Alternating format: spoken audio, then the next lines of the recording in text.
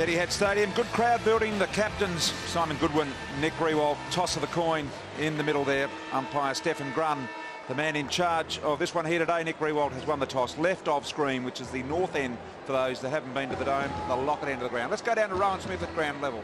Thanks, BT. Really looking forward to this game. Two sensational teams today. So looking forward to that, what Hurdy spoke about before, that frontal pressure from both teams. So really looking forward to this one, and looking forward to having a look at Patrick Dangerfield today. He's been in sensational form. He can play in the midfield where he can use his body and gain contested possession. Then he can go forward and also become a goal kicker as well. So looking forward to him. And also Adam Snyder back into the team today after the birth of his first child last week, missing last week. So there'll be a little bit of a spring in his step, I think, today, BT. So have a good call, mate. Rowan Smith down there at ground level. Brendan Goddard and the boys. St Kilda, certainly a group playing with great chemistry at the moment, James Hurd. Look, they are, BT, and the midfield matchup's going to be an interesting part of this game. We know St Kilda have got a fantastic forward line. Adelaide Crows have got a good forward line as well. The team that can get the ball into their forward line the quickest, Jared, you've got Hayes, Montagna, Goddard and Del Santos, probably the #1 midfield in the competition at the moment. Where do you see those matchups going with Adelaide? I mean, the Adelaide midfield is much more of an unknown midfield, isn't it? Well, they've got a couple of really good attacking players in Dangerfield and Scotty Thompson having a fantastic season. I'd love to see Thompson up against Lenny Hayes. Big body on big body. Thompson loves going forward, kicks more goals than Lenny Hayes. McKay's had a fantastic season, plays mainly out on the wing. But the question mark coming in is just how long St Kilda can keep this undefeated run going. Last week over at Subiaco, they got the job done. They were flat early. And it's a question of just how much energy they've got back in their group as they take on a genuine challenger. We look forward to seeing them in action today. So it's game underway here.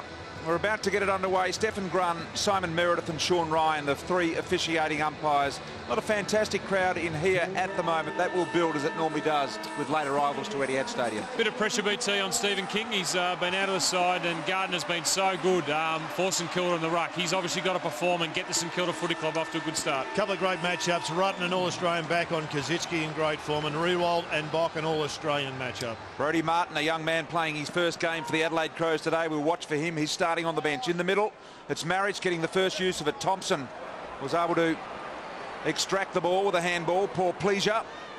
Not real certain with his ball handling early, but off to a good start, the Crows, with an inside 50 entry in the first half minute.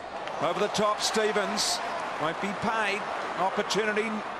Knights with a left foot kick along the ground. Bending. How was the bend on that ball from Knights? Fantastic goal from Adelaide Crows, and exactly what they needed. Quick ball movement out of the middle of the ground, and that ball by Knights just seemed to have a better off break than the Australian cricket team at the moment, Jared. Great contested possession win, and not sure how exactly it went through. I'm sure Goddard thought he, Dawson thought he had it covered, and it just scraped through. But this is what the Adelaide Crows need to do. They need to get a good start and hopefully get 2 or 3 goals on St Kilda before St Kilda wake up for this game. Might have been a leg break. Knights with a great opening goal. I think you're right, James Hurd. I think that perhaps the St Kilda defender gave up on the chase of that one because he thought it was going to be a certain point. Yeah, I'm pretty sure it is. It was more of an off break though, Jared. I think it just sort of came in with the flow. Left hand leg spin Jared was referring to, I think. Back in the middle. Here's McLeod. They're up and about, the Crows. They look like they're certainly in this game at the start. Thompson, driving ball. They do it without fuss. There's Tippett, who'll be their inside 50 target today. He'll battle directly against Dawson. There's Fisher, the one that Jared says one of the defenders they have to lock down on. The other is Goddard. Blake through traffic. In fact, Gilbert it is. Sure about that. Kick behind, but they like to get it in the hands of this man, Montagna. And his kick is good to Dempster. Having a brilliant season is Lee Montagna. Rankings points for all types of involvements is right up there in the top 5 players in the game. One of the certainties in the All-Australian side this year, I would have thought. Lee Montagna been absolutely terrific. Look at that, the frontal pressure they're learning from the Saints, pushing up hard on Stephen Baker. This will be a great battle of that frontal pressure that you and James speak so much of. I'm still not sure. I'm a full book on it, but I'm looking forward to seeing whatever it is that I see. Well, we'll just make it up, BT, if we don't get it right anyway. Sounds good. It's one of the best terms I've heard in football. Goddard, smothering ball, poor Pleasure. Good signs here for Crows. There is indeed. Kick around the corner out wide. Here's an opportunity for that man again. Goes on his favoured left side. That time not so good. Jared, how much do you think St Kilda playing Geelong 2 weeks ago, then having to travel to the West Coast Eagles, has an effect on this team? I know Ross Lyon has been, jumped down anyone's throat who's bothered to mention that St Kilda might be tired, but you'd have to think after a big game then some travel that they're going to be a little bit off at the start of this game. Well, I saw them in Western Australia last week, spoke to a number of the players. There's no doubt they were really tired, probably a lot more tired and flat than they knew before they got out on the ground. And we're going to know more about that whole situation in the next 40 minutes or so. Well, Knight's in everything at the moment. He's cut that one off. He's got a difficult shot that doesn't suit his left foot. Right on the perimeter piping there, as you can see. Lenny Hayes trying to block up the space, which St Kilda do so well in this situation. There's the confronting task. Knights from just inside the boundary line would be a terrific kick. Was always going to be a big task. Saints yet to get the ball inside their forward 50. It's all been the Crows so far. Now let's just see how their zone works, trying to keep the ball in. But what a man to have kicking out. Brendan Goddard, one of the best set-up kicks in the game. Del Santo, probably the best midfield kick in the game. Chipping ball, Farron Ray, what a revelation he's been for the Saints. Lenny Hayes in that big game against Geelong 2 weeks ago. His kicking on this ground was superb under pressure. King back into the side. Gardner out today for those that have just joined us. Bit of a calf injury. Graham, first entry inside 50, as you heard. Jared say Rewalt. Strong hands. There was one at the G last night that wasn't paid. That one was. You have to, I mean, this man is one of the best players in the game and will be one of the all-time greats St Kilda Footy Club. But this is a great contested mark against Bock, who an excellent defender. But that's the St Kilda's go. They just kick it long from outside 50 down to those two tall targets. And this man is in great form. Lost contact with him on that occasion, Bock. And as a result, Rewalt only about 10 metres out. As he comes in, this should be an easy goal. Doesn't try and kick it too hard. They've got it. Saints get there first. They're a point down. Well, you wouldn't expect him to be tired, Hurdy, because he was out there about an hour and a half before the game. Let's just have a look at, though, where this could have been stopped by the Crows. Now, there was a ball that McKay should have done better with. He needed to body line that ball and keep it in the play rather than letting it slip out the back and putting his key defenders under enormous pressure. But this mark is not to be underestimated. Two All-Australians coming back on him, yet he was the only one with eyes for the ball, and his timing for the leap was first class. And BT, it's the advantage of having two tall targets in forward line. You can just bob it in. Graham had the choice of going short, but decided to go long. More options when you've got two key targets like Kosicki and Rewalt up in the forward line. 47 goals for the centre half forward from St Kilda, Nick Rewalt. Not a bad effort that in that position. Here's Riley trying to burst his way through. The boy from Romsey in Victoria. Still playing with a spare across the defensive area of the Crows. Now he's pushing up Symes to pick up Goddard, who's the spare for the Saints. Look at the one-on-one contests around this ball. Thompson somehow found some space in there at the stoppage. Goddard very clean. Graham combining, and now Gilbert. Ray able to run, very deliberate with the kick. It was slightly inside Rewalt. Here's Milne. Rutten just bounced off him. He's caught. That's dropping the ball. And that'll be a free kick to St Kilda and Kosicki. Interesting, boys, that St Kilda see Vince as Adelaide's best on-baller, with Jones going and trying to do a lockdown role on Vince. Been a very good player for Adelaide this year, and St Kilda recognising his importance to the Adelaide midfield. Good call from the umpire. He took them on. Rutten, he had a chance just there to get rid of it. He chose to have one more crack at it. And this bloke, BT, you would love his action kicking for goal. He's beautiful. Textbook. This is the hard spot to kick him from. Normally a little bit of left to right about this. And that one just on line. It's there. Kosicki gets the second for the Saints. Well, so much, Jared, for St Kilda looking tired. If you wanted two players to be starting well for St Kilda, it'd be Kosicki and Rewalt. And here's the tackle in the middle of the ground to put the pressure on. Should have been broken. That wasn't good enough from the Paul. And then that, straight out there. Paul Please's tackle there, just not good enough on Goddard. Then he allows him to get the ball back again. That's why you just have to stop them getting the ball. And a terrific pass. Well, should have been a pass by Ray. Interesting climactic conditions. The left to right went right to left. I'm not sure whether left to right went right to left or the right to left went left to right, Jared. It's normally a left to right slider from that pocket, boys, but he's a right to left kicker. And so his right to left one out, neutralised it slightly to the positive side. If you're not into your maths, join in for a half-time lesson shortly. Here's an opportunity for the Saints to go forward again, and we're going to be looking for frontal pressure today. That's what I'm looking for. Well, this is where the game's going to be won, right in here close, and both sides showing that they're in for a big game. But if the viewers are wondering what on earth you two were talking about 30 seconds ago, you can explain it to me if you'd like. I think the biggest issue, Hurdy, is that the Crows have conceded 2 goals because of 2 individual efforts. McKay not grabbing a ball across half forward, and then poor Pleasure not pinning a tackle. Gee, it's a clinical game at the moment. I mean, the one we saw here, Geelong and St Kilda, just 2 weeks ago, was ferocious. This one, while fast-paced and clean and all of those sort of things, certainly by no means a real intense physical contest just yet. St Kilda dominated the last couple of minutes. Here is McKay. Wide and finds his option to one of the best young boys in the competition, Otten, and now Rutten's got away, but immediately they swarm on him. Poor Pleasure, a really clean ball handler. Under pressure, this swarming defensive attitude that St Kilda have adopted this year, relentless to the point of pushing the ball over the line. And great acknowledgement from their crowd. Just get the feeling, Hurdy, we're in for a magnificent game. I mean, Adelaide clearly have got to make a statement and beat one of the heavyweights, and St Kilda have continually risen to every challenge. Well, what Adelaide need to do is they need to pick their tackles up. Already St Kilda 10 tackles to Adelaide Crows 1, which is a definite indication that St Kilda putting more pressure around the ball on this game the Adelaide Crows up. Yeah, that's indicative of their game all year, isn't it, really, James? Yep. That's St Kilda's game with their tackling. Yeah, it's been a highlight of their year and their improvement so far. Such a big thing in footy these days, the tackling pressures and the forward skills pressures. I think that's where our game's improved in the last 2 years. But it's a mindset, I think, tackling. Like, it's definitely a mindset to really put. It's not one of the hardest skills in football, and teams should be better at it than they are. McKay running over the top of that one.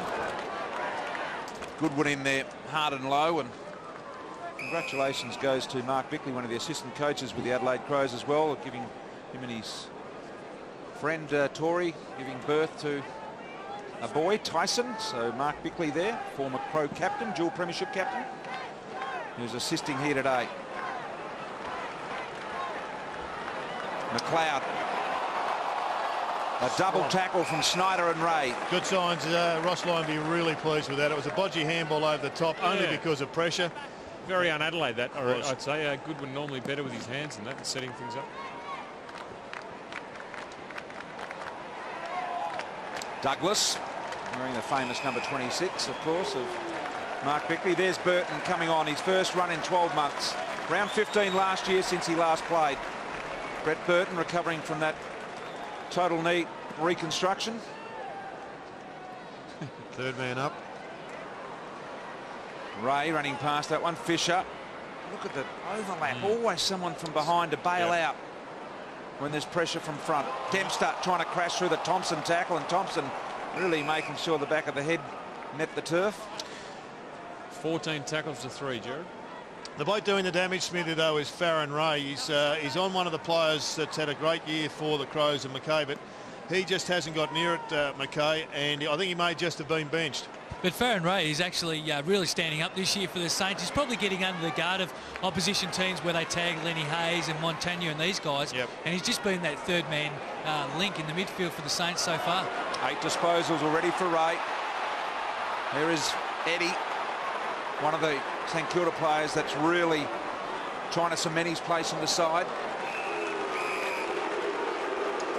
Only just the couple of possessions for McKay, so a big win for Farron Ray early in the piece, having, as Smithy said, having a terrific season.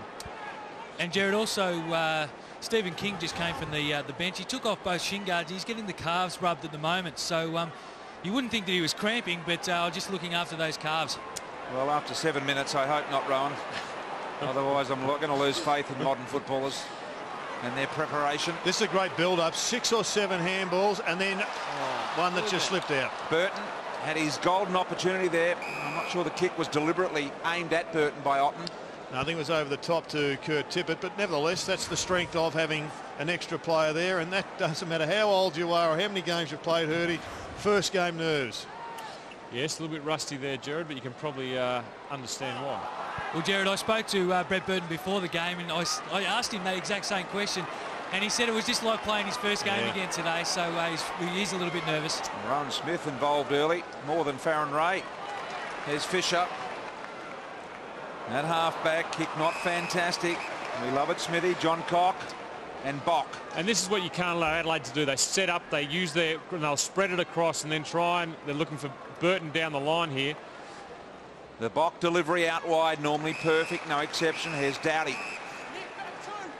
Right in front of the interchange area there. On Del Sano's had 4 possessions, Del Sano. Important to get into Del Sano's mind space pretty early in the piece. Moving up on 50 games is Symes there that had that ball. 48 he's played today. And here is Dowdy, one of their more defensive attitudinal players. Here's Rutten now from Bock, and they love to set up this from this area. Not dissimilar to the Saints, of course, with Fisher and Goddard. I'm trying to go round the zone, BT. John Cock to McLeod, needed to extend the Dukes. Don't try and mark it on the chest. A line-up shot at goal, and I think they might have got it here. And that may be the young boy Martin for his first goal in footy. A terrific team goal, BT, by Adelaide. They had the ball across half-back line on this closest wing to the camera, and they just moved it around the boundary line, got the ball in the hands of John Cock. McLeod there should have put his hands out, but then Martin, we see a lovely goal, and looked very natural, Jared, that sort of kick for goal. It looked fantastic. Well done, young man. First kick, I think, was BT. Yep, it was. First goal. It was a good spoil from Jason Blake, but to no avail. The Crows are back. Young boy Martin with his first kick in footy, and he joins that illustrious list. Jared, a goal with it, and there is the reaction. And why not? A young boy from Meningie in South Australia, a very small town, Jared, and a very quick and talented by-foot player, I'm told. Yeah, he's a very smart young man. He'd have to be to break into this side. Meningie, BT, where is it? In South Australia somewhere. 50-metre penalty here against Dangerfield. We'll see the Saints have a shot on goal. And the big boy McAvoy, who replaced Gardner. He's making some ground too, McAvoy. I think the injury to King has given him an opportunity, and now the injury to Gardner has allowed him to get some consecutive games under the belt. Dangerfield suffering the effects of the 50 straight off the ground, I think, for that. As McAvoy lines up, can't be any more centralised in terms of the corridors. We look straight down the ground, and that one is slightly off to his right-hand side. Kicks like a ruckman, Jared? Not these days. I reckon the standards required a ruckman are going through the roof in the skill department. Some clubs electing now to go purposely with the 1, and the challenge has been thrown out to them all. Now this is where the frontal pressure comes in, with St Kilda pushing up. They've been able to work it up outside the forward 50 and play on. Terrific play by Adelaide to get it down the ground. He was really intent on that, wasn't he, James? Yeah, he was. He knew that the frontal pressure was coming. He had to play on to avoid it. Sharp work from the Crows. Thompson, look at this, Burton with his first kick on return. Will it be a goal from 50 metres out? Got a good shape about it. Mark on the line, Stevens play on goal, Adelaide. Brilliant stuff from defence. And that goal has come about from Bock playing on just outside of 50. Most teams at the moment are taking the mark going back when they play St Kilda, but that mark by Bock to play on, get it down the ground. Burton here with his first kick looked a bit rusty, didn't really come off the boots that well, but Jared, you spoke about before the game as Stevens puts it through from a great make, electrifying ball movement by Adelaide, and that's exactly what happened. And accurate, it has to be accurate, and they did it really well. And Stevens, good mark in the finish. Well, the boys have spoken about the frontal pressure, and they've also spoken about how to beat it. Jared Healy mentioned electrifying running will beat it, and that was exactly what we saw from the Adelaide Crows, from the last line of defence to the goal line, where eventually Stevens kicked the goal. I think the biggest issue, BT, though, is absolute efficiency with your disposals. They had about 8 disposals in that setup, and they all hit chests. There's the young man Martin again. His kick not so good. Oh, good mark. Dawson just basketball style, dragging it in with the one hand. Is that the same Zach Dawson we saw playing for Hawthorn? No, it's not. It's not him, is it? At this ground, I saw him get absolutely massacred one day by Anthony Rocker that I thought had cost him his career. What a comeback. the Hawks could do with him now in defence, I tell you. Montagna, Jones, Ray, all big improvers for the Saints this year. Driving ball, good-looking kick, and Martin everywhere at the moment. To Riley and Rutten. And this is where they need to move the ball quickly. Once they have a stop play and kick over the man on the mark, they're in trouble. Burton. Oh, good work from Stevens. He was gone there, Burton. He looked inside, they were all covered. He looked long, they were all covered. Got a poor bounce. Montagna, Graham, and can go backwards with that release that we see off so often when players are in trouble. Oh, smart play from Fisher. There's Milne. Beautiful little present up from Kazitsky. Easy at the moment. Not a real cracking, intense game at the moment. As you said, it's very clinical. I think both sides playing similar footy, and they're playing it pretty well. Here's Ray. He can go all the way. Inside 50, 40 in closing. Shot on goal from Ray to the left.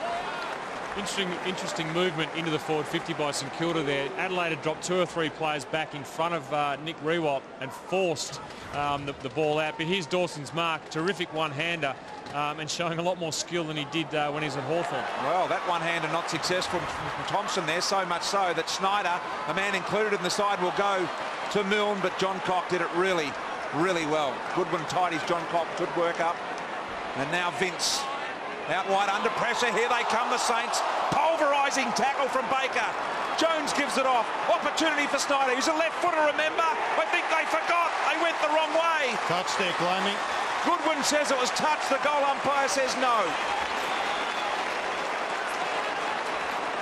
And this is the aftermath. Not sure why the players are overly upset with the Adelaide Crows. But Bernie Vince is certainly getting the round of the kitchens. Let's have a look and see if we can find out why. Great tackle from Stephen Baker. And you said BT's a left footer. Andrew Ottens, he forgot all about it. I think they're putting a lot of time into Bernie Vince. They've put Jones trying to tag him, and I just think they're letting him know that AFL football's not that easy, Jared. So good goal by the Saints, Snyder, and some small ramifications as a result of it, with a bit of... That's just Stephen Baker at his best, isn't it? Getting in the face of the opposition and making sure they know about that they're playing AFL footy. Snarly attitude from St Kilda. Clear square, clear square. Under the new rules, the umpire recalls that ball as it bounced outside the outer circle. Smithy, the runner has just gone out to Stephen Milne. I reckon Graham Johncock has done a really good job on him, and he's dragging him up the ground. It looks as if they want to get him away from deep in defence. Yeah, he's just been told actually to come up to the stoppage, and now he's coming off, Jared. So he's obviously been told that just come and have a little bit of a rest on the bench. Graham Johncock, we know that he's a terrific back pocket player. Gives Adelaide a lot of drive and run. Johncock has a wary look at who replaces Milne, and that man Eddie, as Rowan said. Here's Gilbert, first to the ball. A bit of traffic. It wasn't great. Idea was all right. Burton. Dawson in the strength battle, one out. The foul Clark. Methodical in defence, the Saints, once they get hold of it. Once again, great work from Zach Dawson. Saints continuing their tackle dominance, 19-7. Lenny Hayes, a good ball to Riewoldt, wasn't it? Look at that, all in one motion. Superb from Nick Riewoldt, giving the Saints a genuine one-on-one in their forward line. Kazitsky. Graham only got to beat McLeod and he's through. Couldn't get it done. High ball, Riewoldt for another go. What a battle. And if you want a young footballer to watch second efforts, Riewoldt obviously puts to ground, gets up, runs 30 metres to get another kick. That's how you get a lot of possessions and put yourself in the play like that. Here we see Riewoldt knock the ground with a free kick, and I reckon in 30 seconds there's the next one. I think we've often bemoaned the fact that we don't see great matchups like the Carey Jakovic Van der Haar Knights. Well, we've got a genuine one on our hands here. Bock and Rutten is a classic centre-half forward, centre-half back matchup. Still in the chase for the Coleman medal is Nick Riewoldt. I reckon his kicking's improved over the last 12 months, 2 years, but it has been the flaw in his game, his set shot goal kicking. Early on in his career, but I think the last 2 years he's got a lot better at it. I do too. He's a superb field kick. We were watching him in the warm-up, weren't we? He just times it and gets the ball to spin brilliantly and perfectly. Thompson trying to crash and Snyder sets him up here. Opportunity. Del Sando with a centering ball. Rewald again. Recovery. It's what it's all about. Gave it to Hayes. Right foot kick around the body. Martin couldn't get to him. Couldn't get it enough. Top game of footy. You picked it in one BT recovery. Nick Rewald goes to the ball. If he gets it or he misses, he's back on his feet. So much quicker than the players he's playing on. He's in terrific form at the moment. Have a look at this. The contest in the air. Rutten goes to ground. Rewald swoops. I reckon there's a real chance for Scott Thompson to just jump up the ladder in the midfield stakes. We know he's a terrific player. Hasn't he already done that, though? He has, but I reckon to get the next level, he's got to take a scalp against the really good sides. Well, right now, up against Lenny Hayes and the like in the Saints midfield, who Hurdy said is better than the Adelaide midfield. He is the best player on the ground right now. He's had 11 possessions and he's really doing some damage. Goodwin, number 1 cup. There's Goodwin. Stevens. Familiar names for Adelaide. There's the young boy Martin. Left foot kick, not bad. St Kilda did well to defend it in the end. Burton wanted a free and Dawson did really well. He's on fire, Zach Dawson, down there. I reckon that's 3 goals that he has saved through individual efforts. Interesting free kick though, Jared. I'm not sure. Got a whack in the face, I think, James. In fact, he's going to come from the ground, is he? I think he's got a blood nose just on the bridge of the nose there, so under the blood rule. And we had another injury in this game as well, as we see Montagna getting his finger put back into place. That was dislocated, and no screaming and carrying on. Just whack it back in, Doc, and I'll get back out there. Now, it's supposed to be flowing blood. If that's flowing blood to me, I'm a she. That is just absolute nonsense. He should be able to play on. They get carried away with this rule. It's a bit of a bugbear of mine, but the rule book clearly says flowing blood come from the ground. If it's not flowing, stay on and have the repairs done on ground. And I think that's the right call. Goddard with a kick that hugs the boundary line. Douglas to Dowdy, to Goodwin, and now Riley. John Cock looking for space to get a kick in. They can't at the moment because St Kilda, every time they get the ball all over them. Eventually Riley's able to go backwards and box. Change of direction kick is good tonight. It's looking to get something through the corridor. Forced wide again here. John Cock's got to take on Hayes if he wants to go directly. Tippett running over the top. Same with McLeod. Stevens picks it up and Rafael Clark is there. Another player fighting to retain his position in this side, Rafael Clark. It's a good kick. Talk about the resting of players in this St Kilda side, Jared. We spoke with Greg Hutchison in Perth last week, and he just said players were not prepared to rest. No. They didn't want to risk their position in the side. They just want to play. Yep. And now we see Adelaide boys putting this frontal pressure on, closing St Kilda down. They haven't had it done to them too often this year, St Kilda, so I'm interested how they work through the Adelaide zone. There's King. Riley. Martin, who's been very, very impressive in his opening 15 minutes of league footy. Tippett. Here he comes. He's got some freedom and he takes the mark. And a goal as a result of the Adelaide pressure pushing up onto the St Kilda players. The kick out of the St Kilda back line was a long, high kick that Adelaide were able to win the contested ball. That left 2 or 3 players left free back in the Adelaide forward line. And that's a terrific kick to see a spot a player up deep in the forward line and a nice mark by Tippett. Tippett from about 20 metres out will line up for Adelaide to put them back in front, nearing the quarter-time break, and he's got it.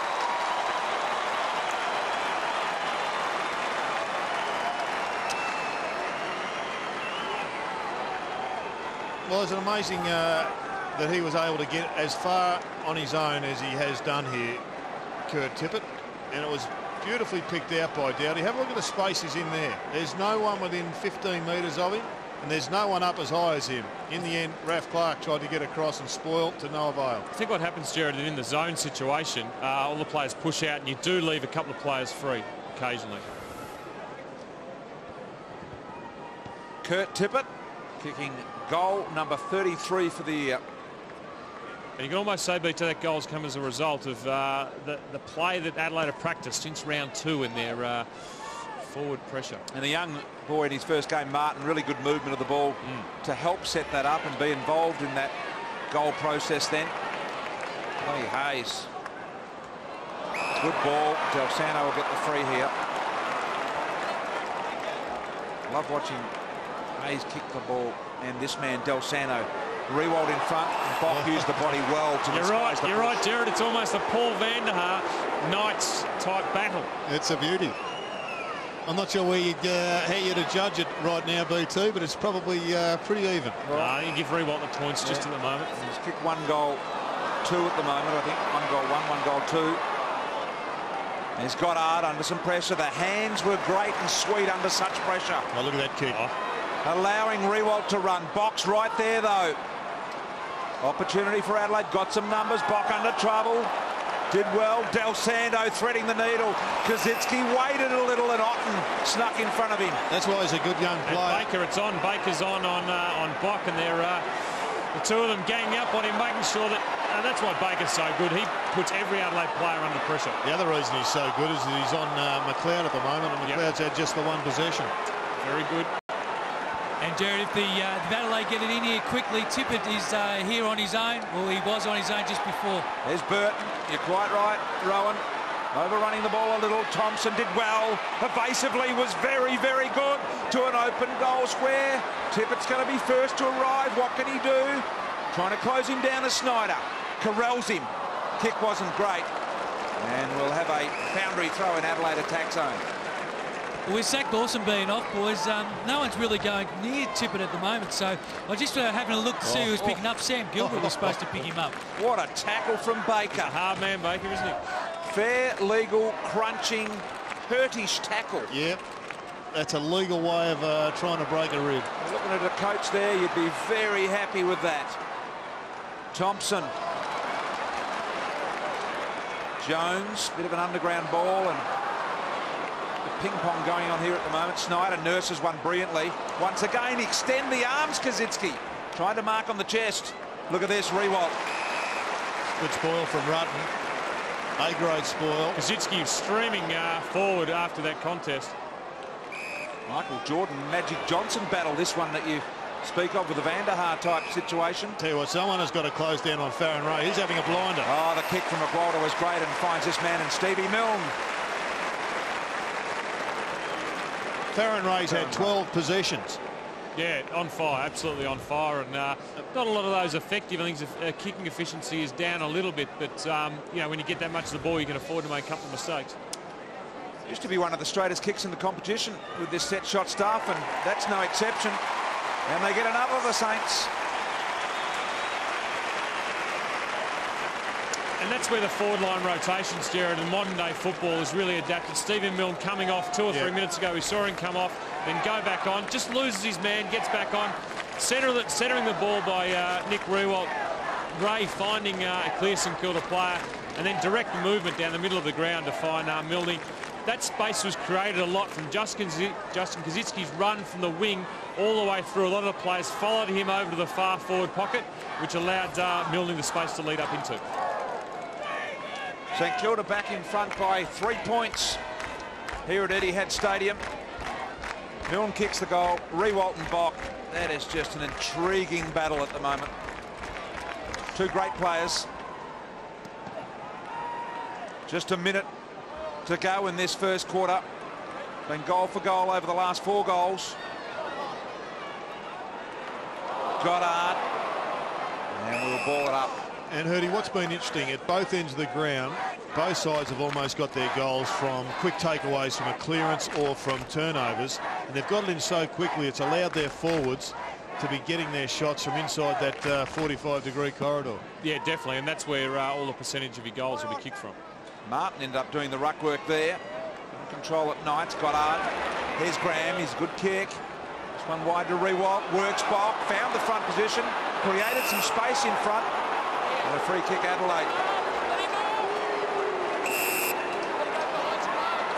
4 lead changes already in this first quarter. As Bock copped one high.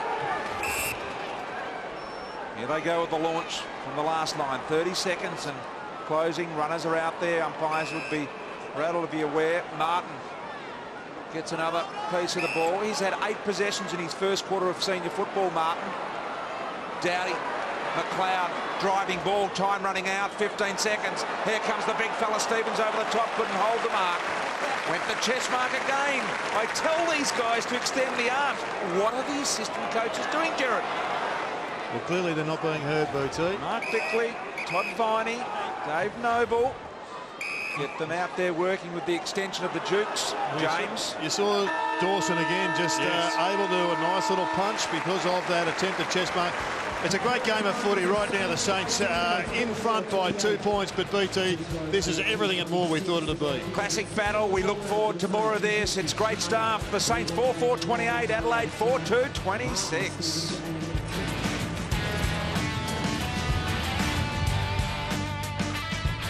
Just as we would have expected, close and tight and a good contest. St Kilda by 2 points. Rewald kicked a goal, of course, missed one. Nice kick, the first goal of the game.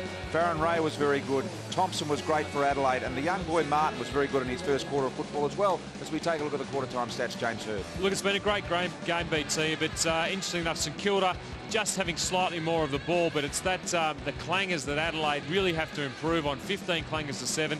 Not that good. The tackles, St Kilda have been so good all year at their tackles. Rowan Smith, why do you think that St Kilda have been out-tackling the Adelaide Crows so far? Well, Hurdy, the way they've been putting their pressure on all year, they've just been sensational. And look, it was a terrific quarter. You said that in that first line, it was an outstanding first quarter between both teams. And one of the battles that I've been watching was between Scotty Thompson and Brendan Goddard. Scotty Thompson had 14 possessions for that quarter, and Brendan Goddard had 9. So both players getting back into their defence to help out their running possession. So whoever can be clean out of those two players and get the ball into their forward 50, you know, the cleanest, I suppose, and the best delivery will come out on top in that duel. Rowan Smith down there at ground level. Ross Lyon issuing instructions to the Saints at quarter time. We've got a really good game here. A 2-point lead with St Kilda. Paddy Dangerfield getting some last-minute instructions there.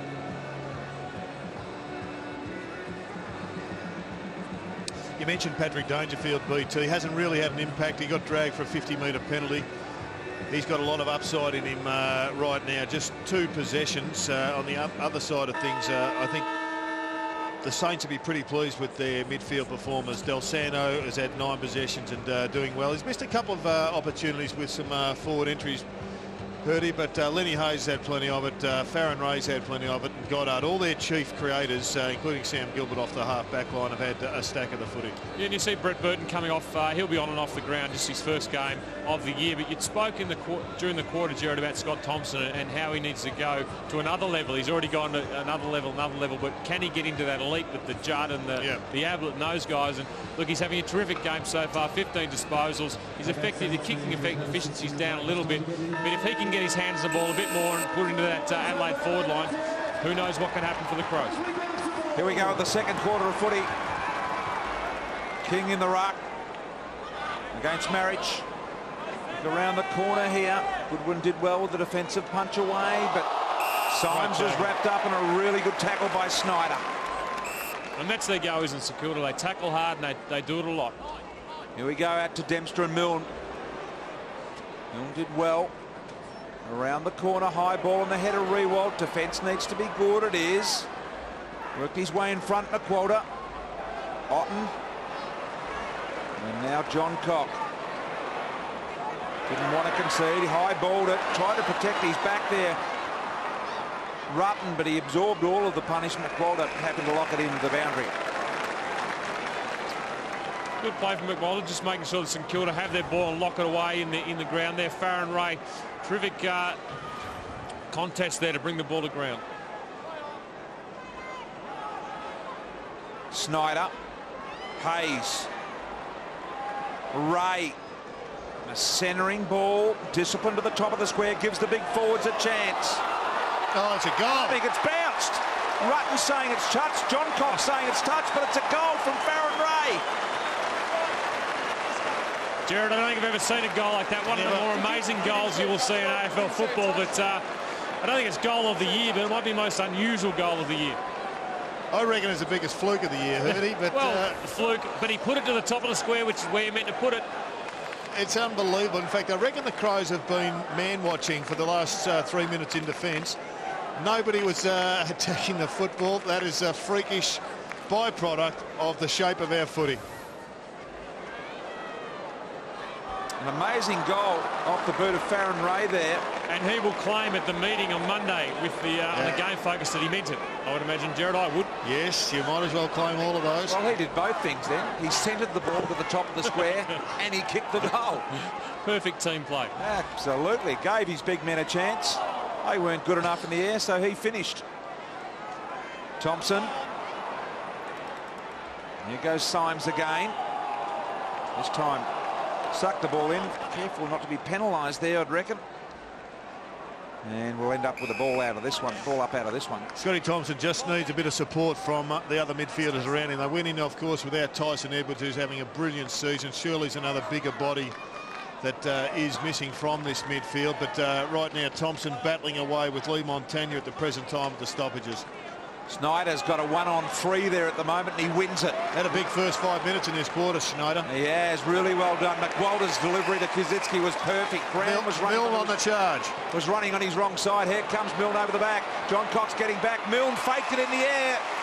He went as if the ball was coming slightly earlier than it did, and he took the mark. You called it BT with Schneider winning that ball. He was in a 1-on-2 or 1-on-3 there, and if he didn't win that contest, it would have gone down in Adelaide's forward. He won the contest. And then a terrific kick from Graham there over the top. Milne doing a few theatrics to get John Cock off the ball. Another shot for goal for Stephen Milne. Stevie Milne, bit of a dead eye. In he comes, straight through the middle. No problems at all for Stephen Milne. He's got a couple for the Saints. Great start to this second term by the Saints. They have imposed themselves physically. And Snyder, I think, has been one of their key men in this opening passage of play. Here's the ball here, Jared, where he wins it. John Cock coming across. If he doesn't win this ball, Adelaide players around and away they go. And then, but it goes St Kilda's way, and St Kilda ends up kicking a goal. Once again, I reckon Riley was more interested in his man than the footy, and I think that's been the story of the tape for Adelaide in this quarter. Steve Milne, 2 goals next to his name. Good achievement. Saints by 14 points. He's got some little tricks, Stevie. Yes. That's a nice one, the fake of the mark.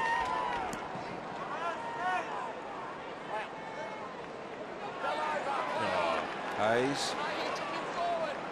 Looked like a free kick to Del Santa, and he thought it was too. Montagna with the drawing handball to Fisher. You can hear the umpires talking in the background. Now Dempster to drive it long. They're very disciplined at going to this part of the ground. When in doubt, Goddard over the top. Who are they going to give it to? Goddard or Ray? Who had more of it? Goddard's claimed it like any true forward. Well, he's not a forward, but he's played like a forward. As we see Farron Ray a little bit hurt there, but he's going back to say, Brendan. Farron Ray's going back to saying, am I going to be best on ground at half time? Because right it's now, Goddard's mark. He's having a blinder, Farron Ray. Needs to be worked down on. And the Adelaide Crows are being put to the challenge here, BT. They've got to go with the Saints. Popped an accidental elbow there as Goddard comes in and misses. And you're right, Jared. This is where a lot of teams fall away with St Kilda. They can stick with them for a quarter, a quarter and a half. But can Adelaide at half-time, will they be within striking distance, or can St Kilda put on, 30 points and really nail this game, which they've been able to do so often this year? Simon Goodwin with the duties. I think the challenge is right in front of them right now, Look the Crows. The little detail, even McWalter working the mark when really he's got no hope from there, but he's trying to make some difference. And eventually they had to go with the bailout kick into the pocket. And this is this frontal press we've spoken about before the game. We'll speak about now. If St Kilda can put a team in this position, it's so hard to get the ball out of there. And they forced them to kick into the contest, which is what that trap is all about. It's got a lot of basketball written over it, that particular trap. Blake around the corner. Great kick. They do half-court traps and... Without labouring the point, though, what's going to be interesting down the track is how they apply that defensive zone on the fatter wings of the MCG against this skinny round here. Yep. Gee, we're getting some technical talk today. Got a couple of geniuses with me. Look at that for a kick. Paddy Dangerfield from Knights. Straight down the middle again, fast break, and getting a shot at goal. BT, the wings and the flanks at the MCG, as you know, are far wider and deeper than what they've got here, and the Saints get used to setting up their zone on this ground. It's going to be their great challenge. Don't get me wrong, Jared. I am enjoying the footballing lesson from you and James today. I am really absorbed in the information you're giving because it's on show here from both teams today. There is Dangerfield. Directly in front to stop this run of 3 St Kilda goals. And that is absolutely perfect from Dangerfield.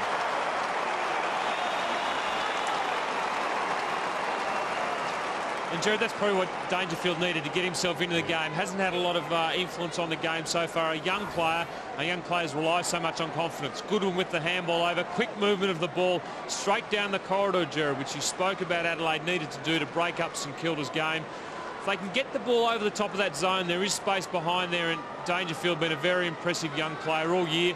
Finished with a very nice kick through the middle of the ground. That'll do his confidence no end of good.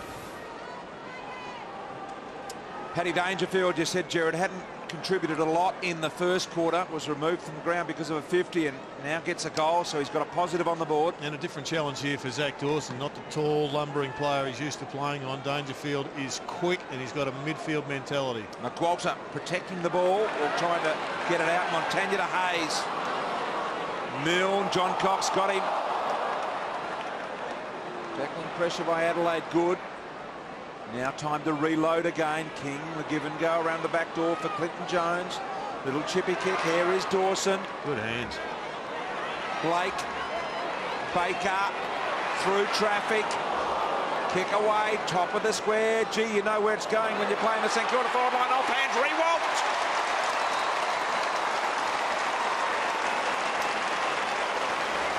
They are so impressive, St Kilda, Hurdy. They are just playing footy as if they've been playing together for 100 years right now. They look as if they're in the zone. They know where they are. They expect players to be there, and 90% of the time they are. There's been questions over the last couple of years whether the power forward is out of football and whether, you know, the big tall forward, there's no place for him in the game anymore. Well, Justin Kaczynski and Nick Rewalt show that the big tall forward is still around and will be around for a long time. Back out to a 15-point lead. Rewalt gets his second. And BT, the ruckman at the moment, we talked about pre-game whether they'd have an influence. Marriage with 4 hit-outs advantage. Here we go, Jared. Here's this contest. Goes up at once. Yeah. Marriage with 4 hit-outs, no possessions. King 1 hit-out to advantage, 2 possessions. Probably need to get more out of your ruckman than 0 and 2 possessions, respectively. Yep. Adelaide with the free out of the middle. Goodwin to Knights. Beautiful hands down low from Knights. All the Saints fans thought there may have just been a bit of grass involved. I don't know, it's pretty good. Fisher puts an end to it anyway. And therein lies the difference at the other end of the ground. That long bomb to a hot spot has Rewald and Kaczynski going hard, and at that end, the Crows end, Tippett being well held at the moment. Yeah, well, if he's out of position, then there's not a big aerial danger, is there? And we spoke about the 3 Crows going up for the same ball. Yep. It's because they're so worried about Kaczynski and Rewalt that they're all conscious to get the ball in a big punch away. Allows Rewalt to really get the ball over the back on his own. Well done there, Dangerfield at ground level. They didn't get the reward for it. Hayes. Pretty well done by Hayes as well. It was indeed. Here's Montagna. Penetrating run. Delivery to Rewalt. Strong overhead. Plays on. Takes pocket on the foot. Race with the left foot. Dribbling ball as well. He's got it all. I think he might have just taken a lead, Hurdy. Yeah, he might have been winning on points in that first quarter, but he's close to a knockout. He's on fire, Nick Rewalt. You talk about who the most valuable player in the competition is. This guy'd have to go very close, and again, St Kilda go to the big bloke straight down the middle of the ground.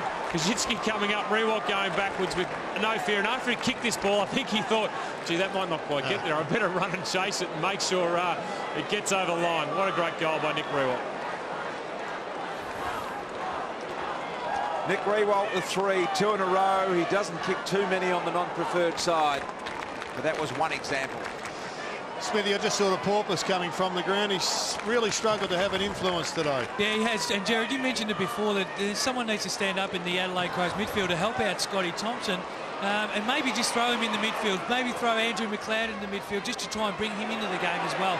But they've got to get some ball out of the middle just to help him out.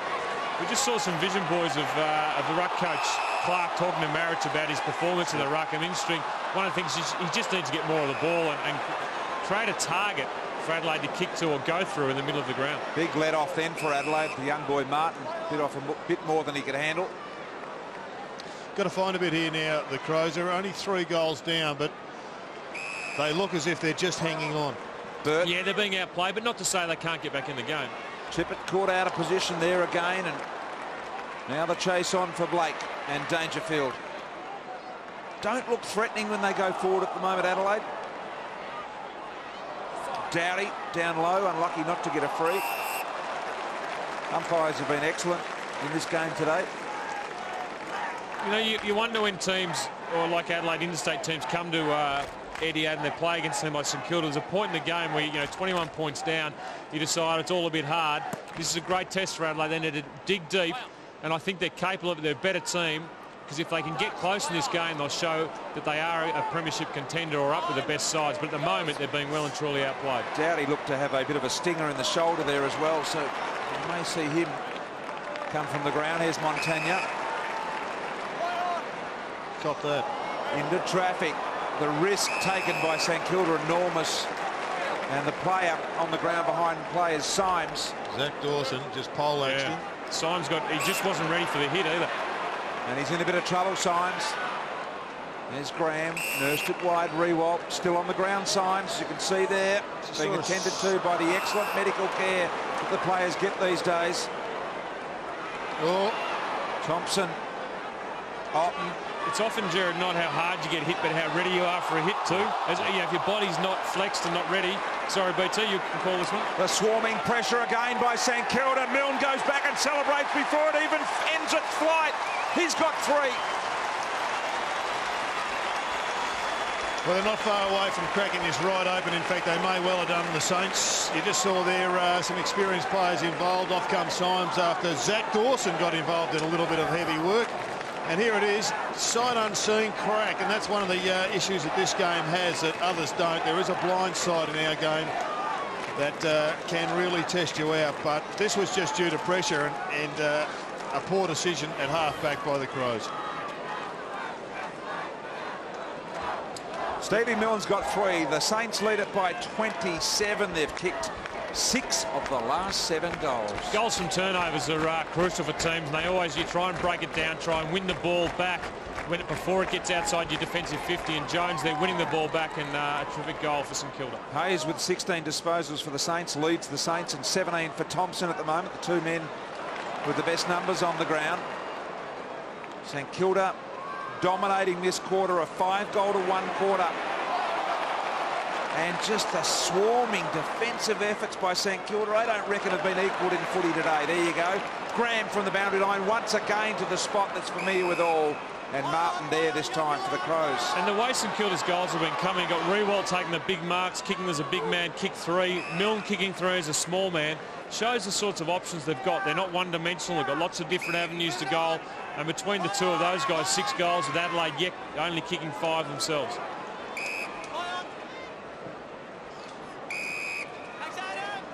Been pretty disappointed in the Crows' pressure, to be honest, BT. I reckon they just haven't brought the game that was ever going to unravel the Saints. But was that what they bring to the table, Joe? I reckon they've been fantastic in their defence. I mean, they've restricted sides to going inside their forward 50 the same amount as St Kilda over the last 6 or 7 matches. Half the tackles of St Kilda. No, tackles aren't all about pressure, but Adelaide at 18 tackles, St Kilda 37 tackles. Shows which team is trying to put the pressure on the player with the ball. Just the body language, though, and just how desperate and how fanatical they are. It's just not there today in a game where I thought it would be at its absolute zenith. There's Burton back from that knee, Rico. Still a half to go, by the way. Yeah, there is a quota, but they're pressing the Saints. The kick wide missed the initial target, but Milne will line up for goal number 4, and this one's not beyond him at all. In a quarter with another 9.5 minutes, Jared, that half could be blown out of the water by then, and St Kilda are a terrific team. It's very hard to beat any team in the competition. Going through his mind right now. Drop punt, right foot banana, run around left foot. Dummy.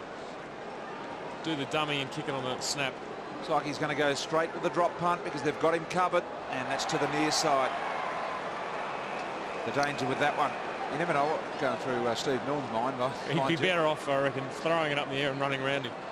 I think the biggest issue is, and I think everyone in Adelaide will be just watching and just seeing where they're at in their development. We know they've got a lot of young kids. They've got a couple of injury omissions as well, but so too have St Kilda. It's the response we see over the next hour and a bit of footy that I think will determine how people view this footy side. Well, that's in the back. That's the old double hands in the back. Have a look at Burton, see what you think of him. Jared, he looks very lean in the legs, obviously done a lot of running in his time away from football. He looks a little bit lighter than when he left it a year ago. He does, but it's also a very difficult game to come back in. It's a match of the round and it's high pressure stuff. There he is. Always a picture of fitness.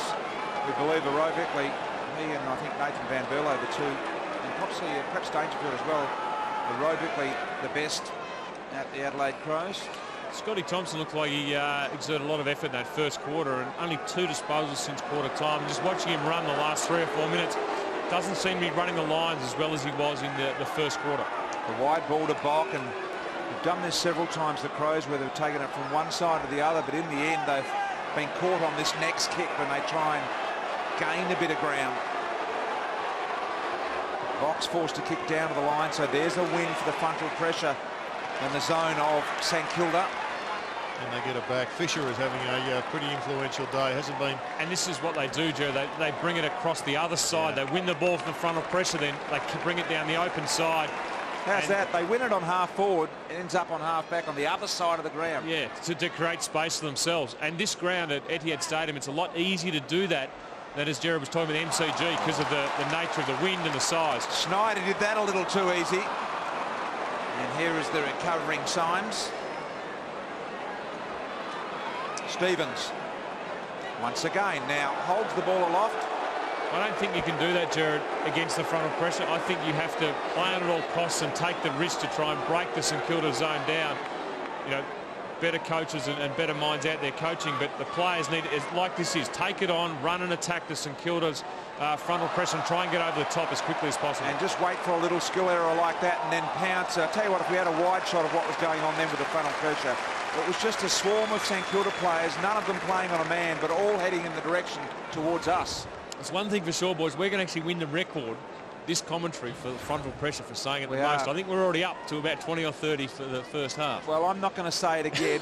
Danny Frawley had a bit of frontal pressure about him early in the season. He just said it. He took off with it, but that's it for me. I'm not going anymore. Blake's got it, middle of the ground. It's just a damn good zone. Montagna, Gilbert, low and methodical, Rewald on the chest. And may get 50 for that as well, unless the umpire deems it accidental. Mind you, shouldn't make any difference if you touch a player after he's taken a mark, accidental or deliberate. I think it's 50, is it not? Interesting stat, boys. The Saints are already up to 23 inside 50s, which was the total Freo had against the Crows last week. 3 goals, 1 for Nick Rewalt today. 2 of those coming in this second term. And this is a really, really tough kick, and he's made it look good, giving himself a little bit of angle. Not happy is the big root. Stern-looking goal umpire signifying that one. Now they've got to move it here. And once again, it'll be St Kilda dictating here and forcing the Crows to go slow. And the turnover is complete. This is almost like a time clock. It just happens. St Kilda will probably practice this over and over out in the track. They would train like this over and over to bog the other sides down, and it's playing into their hands beautifully. Smithy, Lenny Hayes is having a fantastic match in a really big second quarter. Yeah, he was a little bit down last week after getting tagged by Selwood from West Coast, but he's having a terrific game again today, and the way that he works, his work ethic is unbelievable. Inside 50s in this quarter, 12-3, Jared, in favour of the Saints, and they've played already 21 minutes. Yeah, the margin between these sides is absolutely apparent in this term. Silly mistakes are starting to come into the play. You can understand Brett Burton dropping them. He's not ready, but that one was just a straight mind error. That one was, I see Nick Rewald bearing down on me, not through fear, but just through, he's a good player and I need to take the mark. Thompson wide, here's Knights. Now, can they go here? Nothing on down the line. He eventually finds a presenting player, but was always under pressure, McLeod. Now here is the transfer that James was speaking of a moment ago. Not as clear and clean that time, but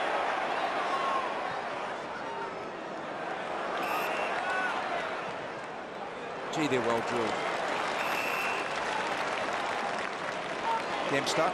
They're well drilled, but I reckon the Saints are working 15 to 20% harder. I agree. They're running so much harder through the lines, working harder for each other to provide options for the kicking.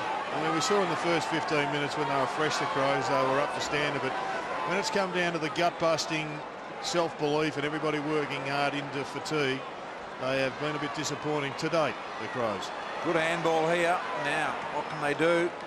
McLeod's kick is good. Knights tries to mark on the chest, recovers the ball. He's got a player inside. He ignores that. He's on his favoured side, 60 metres out. Ball in favour of Burton. Was he held by Gilbert? The umpire elected to say no. He's been bowled over, the umpire. I think what you can also see, Jared, is a team that believes in themselves, believes their game plan and believes in everything they're doing.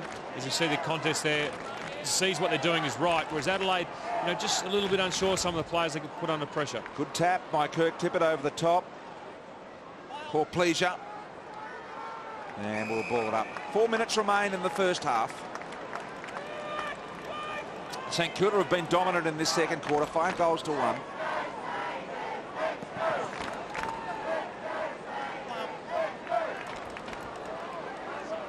Sunday afternoon crowd of about 35,000.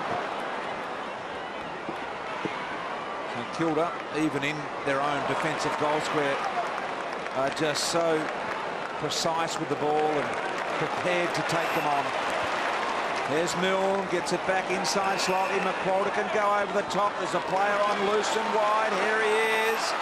It's Dempster, can run, didn't want to take him on the foot race, forced to turn back inside. Here comes Rewald, couple deep. Punched away. Otten. Marrick. Turned it up. Standing start. Opportunity. McQualter. Little left foot sneak around the corner. Milne. Now this is a run-around kick from Stephen. He'll go any second here. There's no drop punt involved in this one. This is a certain run-around on his right boot. It's almost like he knows the more teams. He can jump on now and back it because it's going to happen. He kicks the goal, but he'll have to go back. But I reckon he'll do the same thing. I think you're right, BT. There's no question. Stevie Milne, one of the sneakiest little players I've ever seen. Nicknamed the Tip Rat here in Victoria. As soon as he goes, I'll call play on. There he goes, and they barely give him a couple of metres. Does he kick the goal? He does. Caught him off guard even when they knew what was going on.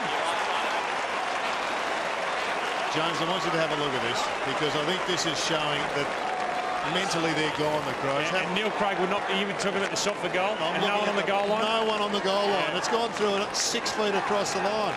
And good pressure here for St Kilda. They were able to keep the ball in their forward line. Not a great kick over the top, but Milne worked hard to take the mark. But here, no one on the goal line. I think that would have been touched if someone was standing there, Jared. Oh, shocking. Neil Craig, BT, would not be happy with the pressure that was put on Stephen Milne's kick there. At all times, should have someone on the goal line to prevent that ball going through, and just shows Adelaide, Jared, a little bit off in their intensity to date. Just about broken at the moment, the Crows, and it's all about the second quarter, second half. Can they respond? You'd reckon right now St Kilda have got this game where they want it, but BT, long way to go in footy. Yep.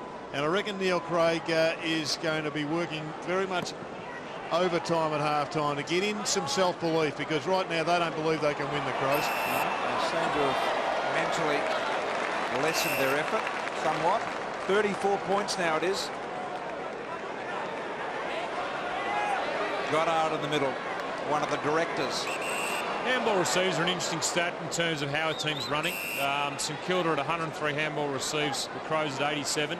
It shows that they're running a lot more to help out their teammates. And it's the great strength of the Crows game as well. Just unravelled here at Etihad. Foul Clark wide and finds Fisher. Team St Kilda. That's what I'm going to call them. They're just so locked in and switched on to each other's actions. Riley. wrapped up in a bear-hugging Rafael Clark tackle. And he had no one to give it to. No one running forward, no one pushing hard into the forward line to give him an option. Ray, backwards Baker. And Graham out on the far side. That's where it's going. Here's Gilbert to Graham. No, he ignores that. He says, you're too wide now. I'm going to straighten them up to here. To big boy McAvoy. What about the kick from Zach? Over the top of a ruckman and just dropped in front of McAvoy. Oh, here is big McAvoy.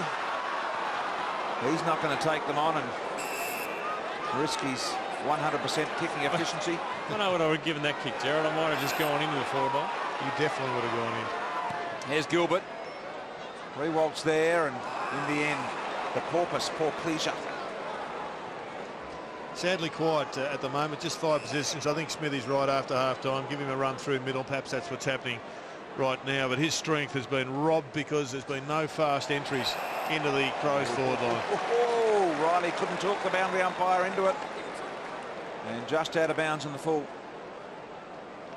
Farron Ray right in front of his St Kilda bench.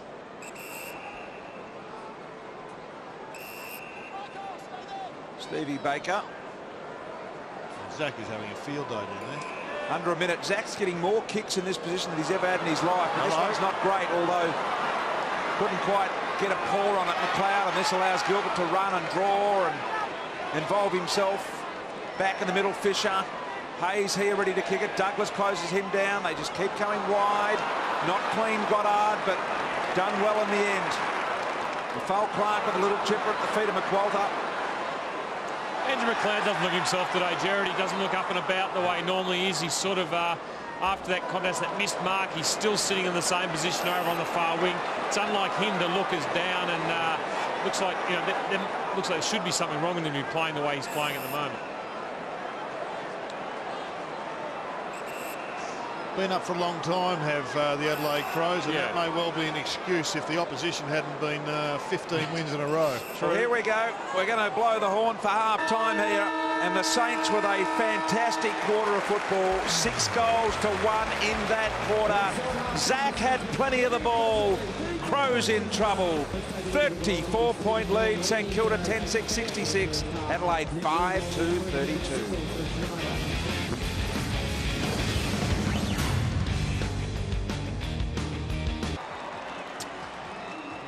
Let's get it underway. We're ready to go. Andrew McLeod's ready. He's been re-applied with a lather of oil. He has, and back into defence, Andrew McLeod too. Plenty of run-off defence for Andrew McLeod and those lathered legs, BT. Should do a deal with Penrite. He uses a fair bit of oil on his legs, does Andrew McLeod. Back in business we go. Tip it into the ruck is one noticeable change already. And the hierarchy for the Crows would have worked overtime at half-time. Got any changes, Smithy, that you've picked up? Simon Goodwin into the middle of the ground, probably for the first time of the year, Jared. So look for him to just have a little bit of an influence at some stoppages. Rewalt will line up for goal number 4 on a charging lead from a Del Santo ball. And just what Adelaide didn't want, they can't afford to let St Kilda get the first goal.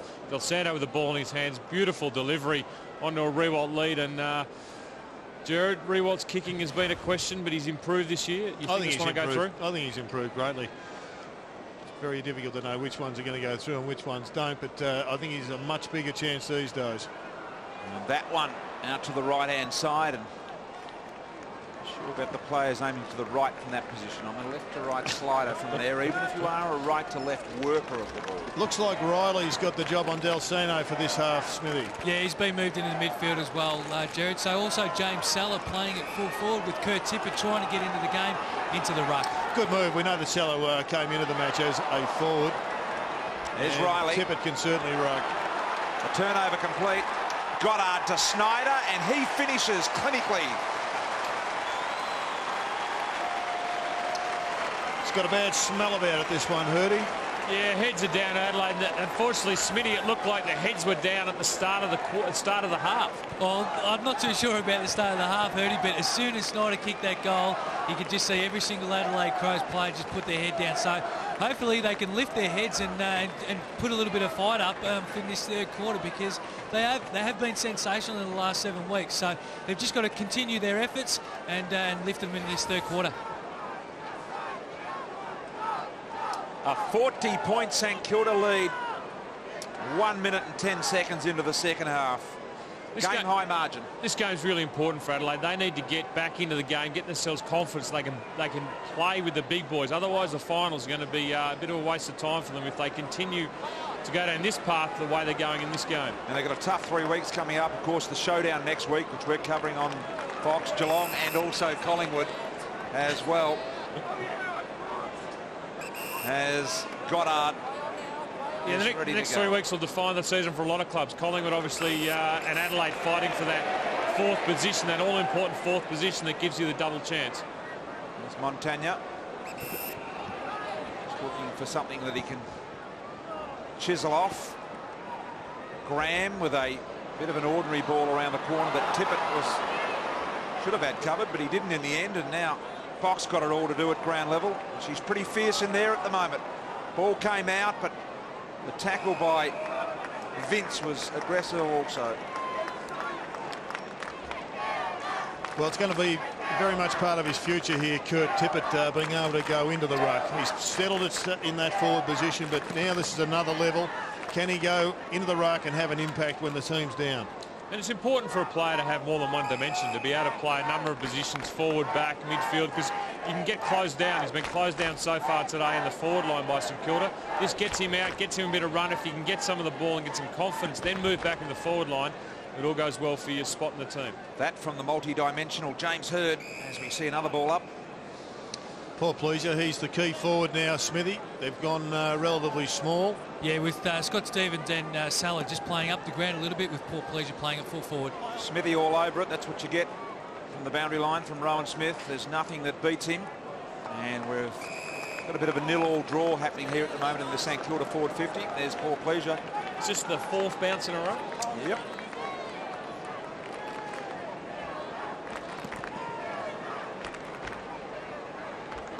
Pretty even contest. Goodwin running with Goddard in a bit of a man-on-man situation. It's been a long time since Simon Goodwin was, I guess, the tagger. Well, I think they need it with Edwards and Van Berlo out of the team. They probably need someone. Scott Thompson was terrific in the first quarter and opened the game up for Adelaide, but he needs some help around the midfield, and Goodwin might be the player to do that for them. 5 stoppages in a row here in the St Kilda forward 50. Got to be alarm bells in the ears of the Crows, surely. Kick out wide, a contest again, created by the Saints. Punch away Goddard. Montagna from the boundary line has a bit of a bo peep inside. No one there, so he went for home. Gerard, I'm not sure if Paul Pleasure, whether he's able to run through the midfield, of his aerobic capacity can do that for him, but just to get him into the game as well. I mean, he's sort of out of the game so far and hasn't had a huge influence. Sadly, anybody in the forward line for Adelaide has been a bit cold in the last 30 minutes. Have a look at that. Disposals this quarter, 16-3, and that one was almost a goal on possession, 16. 16-3, St Kilda's way, disposals in this quarter. Feels like the game hasn't even started. We're sort of just lulled into the first 3 or 4 minutes of the game, or the first 5 minutes. Adelaide have to try and move it quickly. That's become the most popular kick in football, one that goes along the ground these days. We saw it used here yesterday, Gerard, to not very good effect at all. No, I think there's going to be a few question marks raised by the highlight tape kick. It works for some, but gee, it creates some dramas for others. Goodwin trying to go with the low bullet. McLeod. Vince. He has run 25 metres. And unlucky for him, because he had so much space out here with the kick.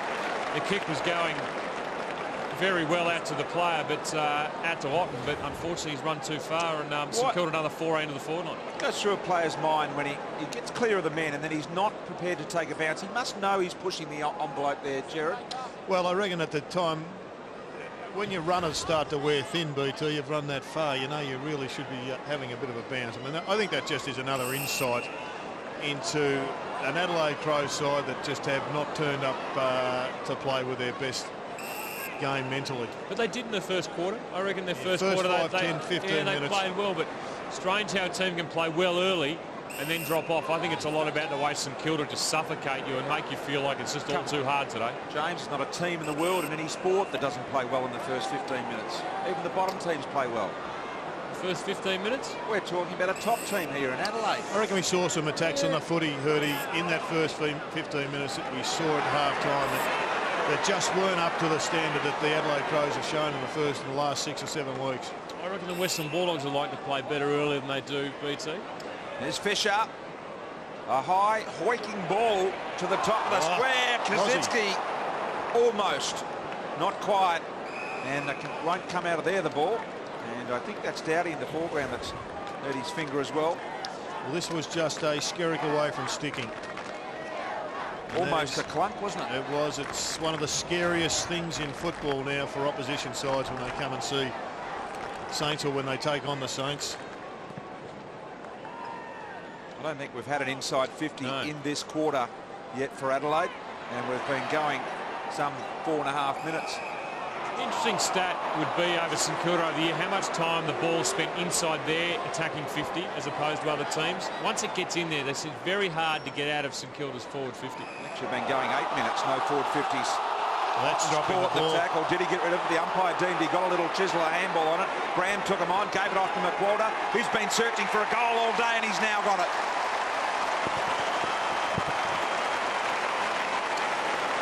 Hurdy, there were question marks over Jason Graham and where he was at with his career earlier in the season. He got dropped, but I reckon today he is playing at almost at his absolute best. He's taken out a good opponent, and just the speed and the electricity in his hands there and his decision making tells me he's right at the top of his game again. Definitely, Jared. Jason Graham's, when he's got the ball in his hands, he's terrific, but it's this sort of play that takes him to the next level. The pressure on the man with the ball and working hard to get it.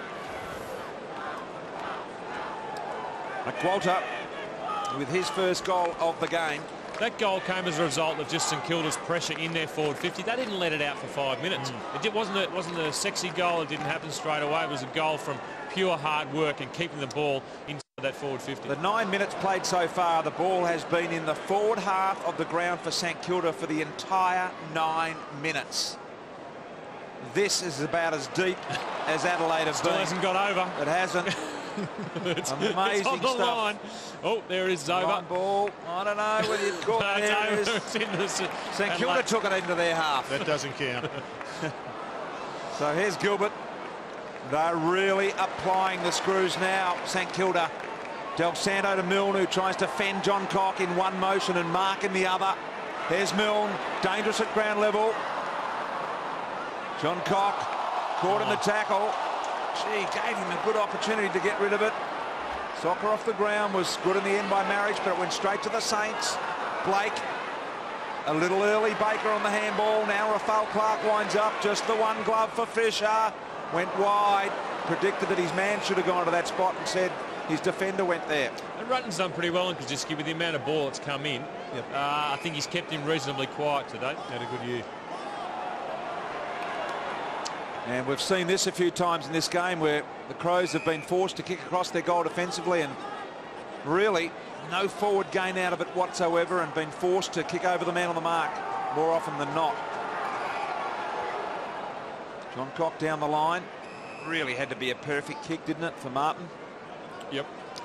I don't think any Adelaide Crows fan could be anything other than thrilled to see this bloke come onto the scene. He looks like he's got lots of skill, lots of running power and lots of brain power. Very good runner, they say, Jared, and great user of the ball, and he's looked to cope with this level of football without any problems. Yeah, first quarter he was on fire. There's Otten. You talk about Rich up in Brisbane. This guy's been pretty good in terms of youngs playing the game. Well, Sammy Fisher has been allowed to play a game on his terms for the last 2 quarters. There's Montagna. He can smell a goal. Good tackle. It was. Dangerfield, I think it was. St Kilda's press is good, but it's not this good. It's not this good. I mean, Adelaide can't get the ball into their attacking half of the ground, or they are doing it now. If you're not careful, James Hird, that will be the headline tomorrow. St Kilda's pressure no good. Well, it's very good, but it's, you know, I think Adelaide have got a lot to answer for. They're not running, they're not working hard enough for each other and moving the ball through the lines to give their forward line a chance. Very disappointing start to this quarter for Adelaide. There's poor Pleasure. He's checking with the umpire where the mark is. Very important for a guy with a set shot goal to know where the man on the mark is so you can judge your run up accordingly and not get too close to that man. The takeoff impact point, very important. Poor Pleasure from an impossible position. And he misses. Bertie, take us through Essendon's season where they went all the way through to round 21 before you lost a game. Yeah, we had, it was about now that we sort of started to struggle a little bit. I think that you know, round 16, you've played every side, or you should have played every side once under the old system. It's changed a bit now. But then you know you've made the finals, you're well and truly entrenched, and you've probably got top spots sewn up. But you know that you're still 6 weeks away from those finals. And yeah, the next 3 or 4 weeks are going to be tough for the St Kilda players just to get through, because you're just playing. You're not really playing for anything too much, except some players will be playing for form to stay in the team. But the majority of the team is sort of playing and marking time until you get to a couple of weeks before the finals to start thinking about those finals games. We have a world record on our hands here, boys. Adelaide have gone inside forward 50 since quarter time just 6 times. That is a new world record. 6 times since quarter time. There's the 7th. There's Goddard. Not going to kick a lot of goals with that sort of stat. They're getting a taste of their own medicine. Against Freo, they were able to keep them to 23 inside 50s for the whole game. But yeah, this game has degenerated a little bit, hasn't it? My stats man looks at me as if to say, where did you get that one from? I didn't give it to you. Well, that's the benefit of being as football-minded as I am.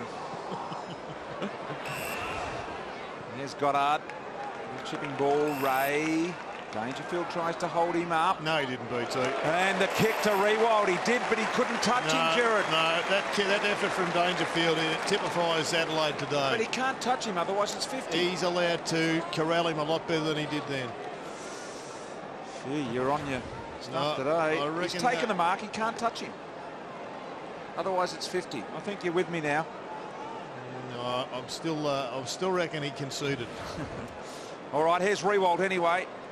For goal number 4 for him personally today. And that one's a little offline to the right-hand side for Nick Riewoldt.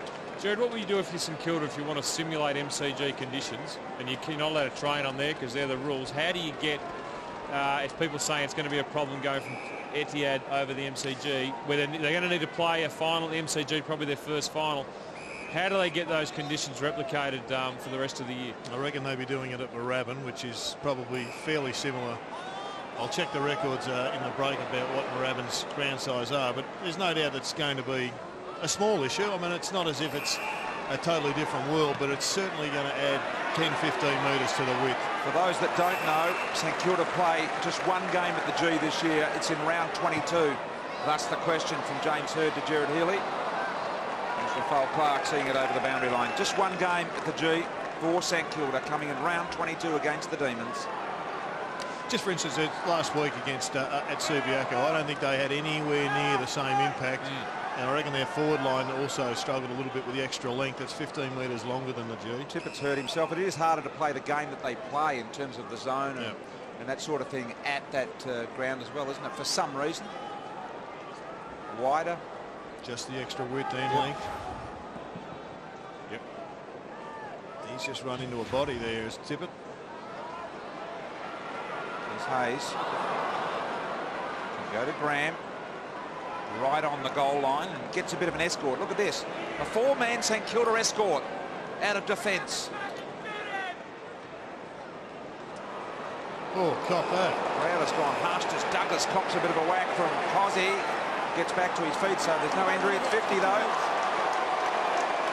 And that's what the 50's for. Rather than rushing to your report card and get the video boys in action.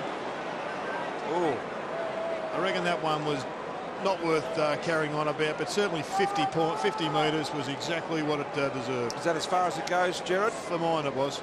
Okay, so Douglas as a result will line up. here, about 25 metres out. We're going to ride this one home with him because we've got a really good view of it.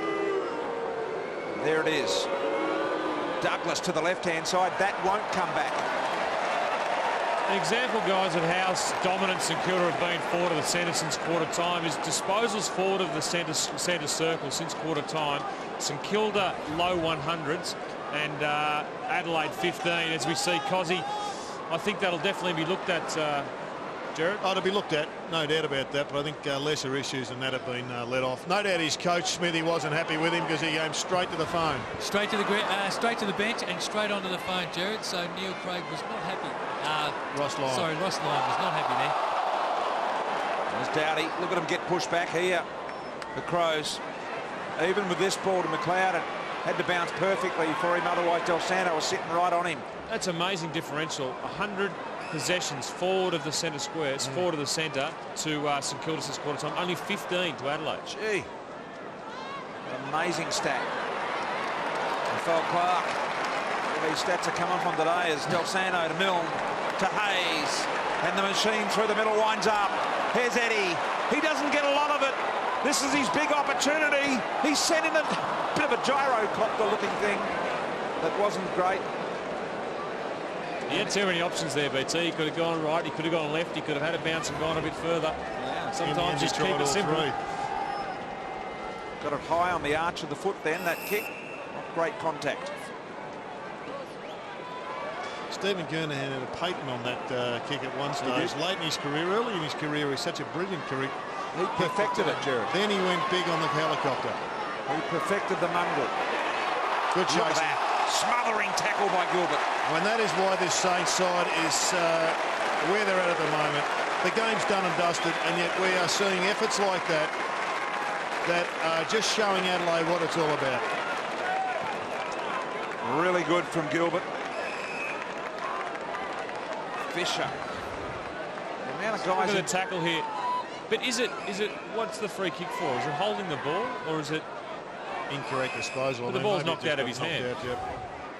It was a great chase and great tackle, but I don't think it was actually worth a free kick. 16 St Kilda players are in double-figure possessions at the moment. 16 St Kilda players in double-figure possessions. Yeah, it's incredible. And the game really now is broken down, and St Kilda just controlling every element of the game. Adelaide, I don't know if disarray is the right word, Jared, but they're not playing through their systems. Their pressure's gone off. They're not winning the ball around the contest they need to win, and when they've got it, they don't know where to kick it. St Kilda spread. I think they're just basically finding out how big a gap there is between the top two and the rest. Maybe the top three, yep, or four, whatever that figure is at the moment, and the rest. And Adelaide are now absolutely part of the rest. The only other question mark over the top two challenger, I reckon, is the Western Bulldogs at the moment. I think Collingwood are just a little bit off. It's not insurmountable for these sides to make it up, by the way. But there is that question mark there, and I think the only one that we don't know about right at the moment in terms of being in the top two in the competition is probably the Western Bulldogs. Did you see enough in Hawks' win last night, BT, to suggest that they are capable of putting on a late season charge? Well, I think they're only a game out of the 8 at the moment, Jared, so they're certainly in the hunt, and they've won 2 in a row as Graham has a high shot at goal that's got some really good accuracy about it. It's there. Jason Graham back to his very best today. He's been building and building over the last few weeks. Had a little bit of a spell, a little bit of a collapse in form earlier in the season. Maybe it was just a disciplinary action. Never quite got to the bottom of that story, Brian, but he did spend a little bit of time in the VFL. A little bit of love sickness about it, I think, Joe. Okay. It brought more than footballers down. Brought empires apart. We talk about the Western Bulldogs and whether they're a legitimate chance, BT. They play St Kilda next week, next Saturday, so it's a massive game. We'll know where they're at. And the Hawks only out of the 8 on percentage now, so there's some big battles still to go in the finals, and that's a massive game for the Western Bulldogs, a legitimate chance. It is. Rewalt for a spell on the bench there, you see, but that is great that we get to find out next week exactly where the Dogs are as well. So St Kilda continue to pick them off, and they'll have another challenge next week. Got a tough run home, the Saints, albeit they're undefeated. Yep. But they are playing a lot of contenders. Everyone, they don't play anyone above them, though, Jared. No, they don't. Western Bulldogs is the only other team they play above them. Sydney, Hawthorn, Essendon, North and Melbourne for the Saints in their run home of the last 6. They must be playing good footy if you're above the Saints right now. Just having a look at Andy Otten in his first year. You gave him a rap earlier, BT. He's had 7 contested possessions, which is a team high for the Adelaide Crows right now. He's a good young kid. Yeah, he is. Very composed young man. He's got art. McLeod's tackle was pretty good. Rutten, he was iffy when he gave it. And there is Salah under pressure. Bock. John Cox still under pressure. Look at them surge forward, the Saints. They keep pushing you towards their own goal, and eventually that happens. So what do you do with the tape? What do you do if you're the coach of the Adelaide Crows this week in the second half? I mean, do you show this, or do you basically throw it out and move on? Because this is a confidence killer for the players and the coaching staff. It is. I think you have to destroy it, James, or just not show it.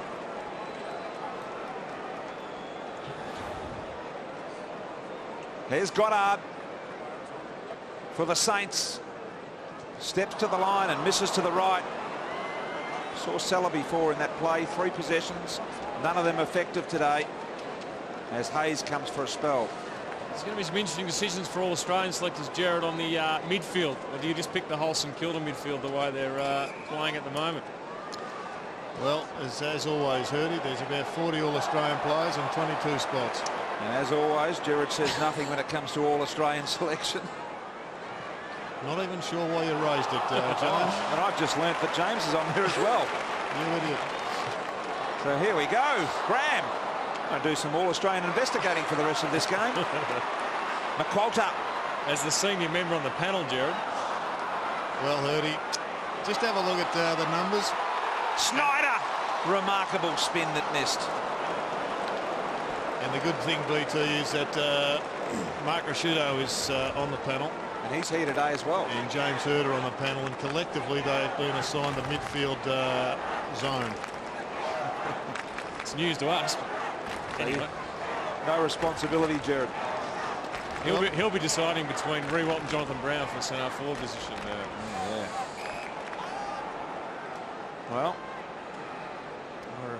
when do we find out about that? Is it the first week of the finals? A bit earlier, is it? Monday after the last game. Okay. Which is the first week of the finals.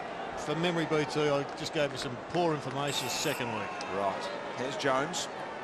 Now, Nick Rewald was on the phone. Smithy, what do you think that was all about? Oh, I think he just came to the bench and had a little bit of a rest. They moved Goddard forward.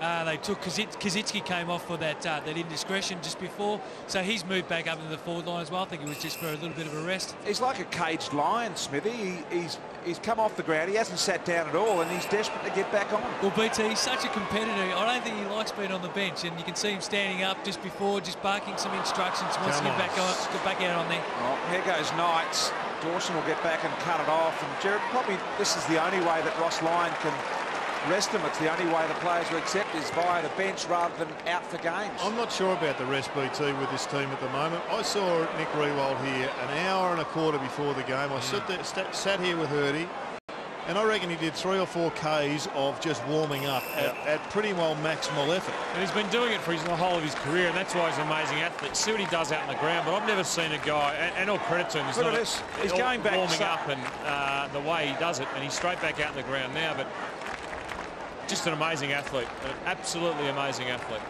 I mean, he just seems to have unlimited reserves of energy and athleticism.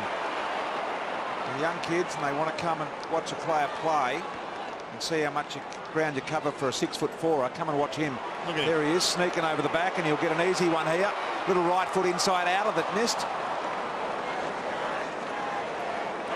You're right about his work rate, BT. That's why he's such a great player. He's got terrific skill. He reads the game so well, but he works harder than I'd say any other forward in the game.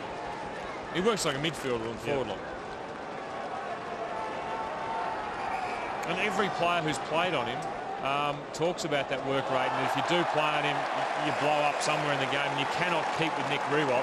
You just have to hope you can reduces effectiveness in the forward line. Here goes a long bombing shot at goal by Gilbert. A high ball. Rewalt. Kosicki 3 deep. Couldn't get it. Snyder accidentally put his head in the turf, and now the tackle applied. St Kilda 10 of the last 11 goals. Adelaide had not kicked a goal since the 7-minute mark of the second quarter. We're now at the 26.5-minute mark of the third. Inside 50s are 40 to 23 as we stand at the moment. Here's Riley. Dowdy. And Knights. Thompson didn't handle it cleanly. Fisher there ready to accept. Here's Farron Ray. By the way, had just 3 effective disposals from his first 10, but now at a 73% effectiveness is Farron Ray. Brilliant handball there by the Saints. Just under enormous pressure, but still were able to extract the ball. Sammy Fisher there starting it all with a turnover. 28 disposals. Ray 15 handball receives and 5 tackles. I don't know about that kick. Rafael Clark. Martin tried the spin without the ball. Clark to Gilbert, needs to bust the tackle. There's the man I speak of, Ray. He's tidied up his act and been a very fine player today. It does point to Tyson Edwards to a certain degree too. His influence on the Adelaide midfield, and they've missed him greatly, not having the options to move through the different players. Not saying he make the whole difference, but it does give Adelaide another option when he's in the team. Well, we're down to the last quarter of a minute here, and Rewalt got the message from the bench that we're down to the last 30, and he immediately sent the ball backwards, and St Kilda is determined not to concede here. It amazes me that they wouldn't go into attack, but I guess that's the sign of a professional team. I'm not sure why they do that, B2. They seem to be able to hold it inside their forward line almost better than they can in their back line. A 57-point margin here at half-time sees the Saints well and truly in control of this one. 13-13-91 to Adelaide 5-4-34.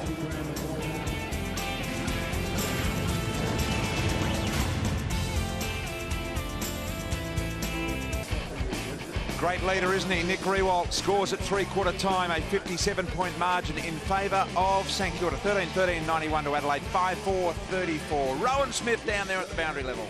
Well, BT, you just touched on Nick Rewalt being a great leader. We've just got a little bit of vision of Nick Rewalt in the last 2 minutes of that third quarter. Here he is standing on the bench, just touching his wrist. This might be the new ball in the air. We all know what ball in the air means hold it up.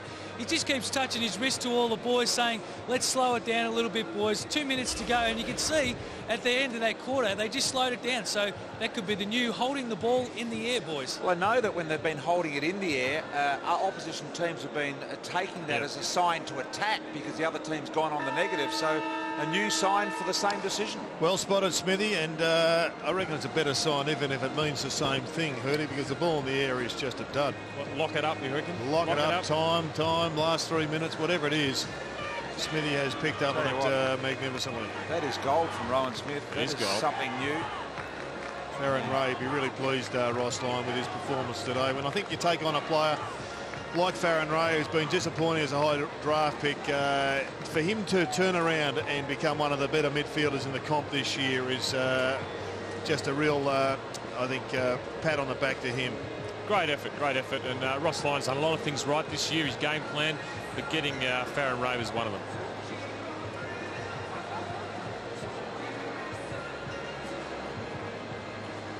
"30 disposals by Farron Ray, boys, is amazing for a player who's come from another club. But when you match him up and you look at Graham's possessions and Goddard's possession at 25, Lenny Hayes 24, Del Santo 24, Montagna 22, these guys just keep getting the ball and moving it through. And it'll be interesting to see BT the rest of the quarter for the Crows. Farron Ray okay down there, Smithy? Yeah, he's just hopping on his leg at the moment, BT, so just probably checking out his left ankle. So I'll just keep an eye on it. He looked okay, but yeah, I'll just keep an eye on it and keep you updated on it. Getting a lot of attention. Got the head trainer, the doctor and the physio surrounding him as we have a restart in the middle as a result of a bad bounce, or an unlucky bounce, let's call it that. Seems we're in a generous mood with umpires today. Expect to see something from the Crows this quarter. Expect to see a lot better intensity than they had over the previous 2 quarters. They need to show something going into a showdown next week. Gives us some confidence coming up against their arch rival in Port Adelaide in Adelaide next week. Tip it in there. And we'll have another ball up. To complete this one, the last game of round 16 as we move into the final 6 games of the year.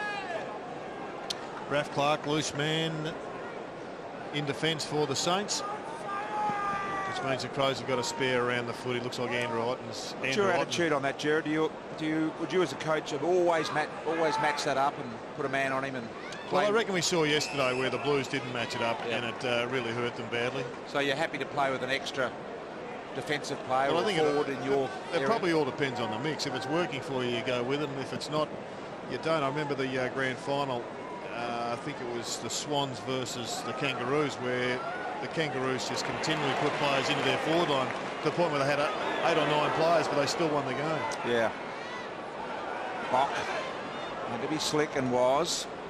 I think it depends a lot, boys, on who that free man is. If you can get a free man, if you've got a free man who's got great disposal and great use of the ball, you want to keep it that way. Well, you played that position for the entire length of your career, James. Well, if you can get away without playing on a bloke for a long time, BT, it keeps your career going a bit longer than maybe you should have. Brilliant tackle, just continue the pressure, and if they're going to lift Hurdy, they need to do so from the start. But this man just does not know the word backing off. Even when he's struggling, he's still putting out all the 1%ers, Lenny Hayes, and that's why he's well respected around the competition. You talk about Nick Riewoldt being a great leader, which he is, but what great teams and what really good teams have is they have a lot of leaders. They don't just have one guy who's leading. Nick Riewoldt, not taken away from, is a fantastic leader, but across the ground they've got guys like Lenny Hayes who are leading their own way as well. Back to Goddard. We'll probably start this over again. No, he's going to go with the handball over the top, and they create the loose. Jones went wide, and that allowed Gilbert to sneak one up the corridor. Kazitsky not able to do much about that. Rutten to Goodwin, and Goodwin sees something at half-back that he likes and is able to find Otten. Got to be a slick handball here. They're in trouble. Now McLeod gets them out of it with some evasive footwork that was indeed very nice. Here's the young boy Martin in game 1 from Meningi. I think that's how you pronounce it. To Stevens, who had strong grip on the ball with the outstretched arms. Lovely pass by Martin, right in front, and good strong hands, as you said, BT, by Stevens. But he's been impressive to a certain extent, Martin. I think when he's got the ball, he looks composed. He kicked that first goal of the game, and looks like he's got a big future ahead of him in AFL football. Meningi it is. Now, I've just seen Cozzy. We just saw in the vision go straight down the race there. Looked briefly at his left hand as he sort of cradled the left hand. Either a split webbing or finger issue there for big Cozzy. As Stevens comes in, and I think he may have got this one. He has. So Adelaide get their first since early in the second quarter. And Adelaide needed that. They needed something to kick-start them going. Stevens is capable of kicking goals. The forward line's had some bags of 5 or 6 before, so he's definitely attacking and dangerous forward. But you look at this pass, calls the player, directs the player as to where he wants him to run, which is a great play from a younger guy to actually dictate where the leading player is going to go and put it out in front. And then Stevens went back and finished nicely, and would have liked a few more of those sort of passes in this game, I would imagine. Did you notice anything in the last attack on the ball from Cozzy, BT, that suggested that maybe he had broken a hand or something? I didn't, but I reckon if Smithy could go down the race and check it out, we'd find out, because we're going to come to you in a moment, Smithy, when we get an opportunity here, because that is a significant blow for St Kilda if there's any issue there with Justin Kazitsky, who's down the race at the moment. Here's Rafael Clark through a bit of traffic. The kick out wide is not all that good. Snyder got a poor bounce. Dowdy up and handball in hope. I think we'll probably see Montagna get onto this down to Rowan Smith. Well, boys, the doctor just actually grabbed his medical bag. You can just see his hands. You can really pull it. It really looked like he maybe split that little bit of webbing, but the doctor did grab his bag. They're just checking it now. Does look like webbing. Yeah, it does. If I was allowed to walk past the interchange, please, I'd go down for it. He looks sore too, the way he's holding it down. Well done to Raf Clark. Nice bit of invasive camera work too by our blokes. That was sensational camera work. As now Hayes has got it out wide, and I think it clearly showed with high probability that the webbing was the issue.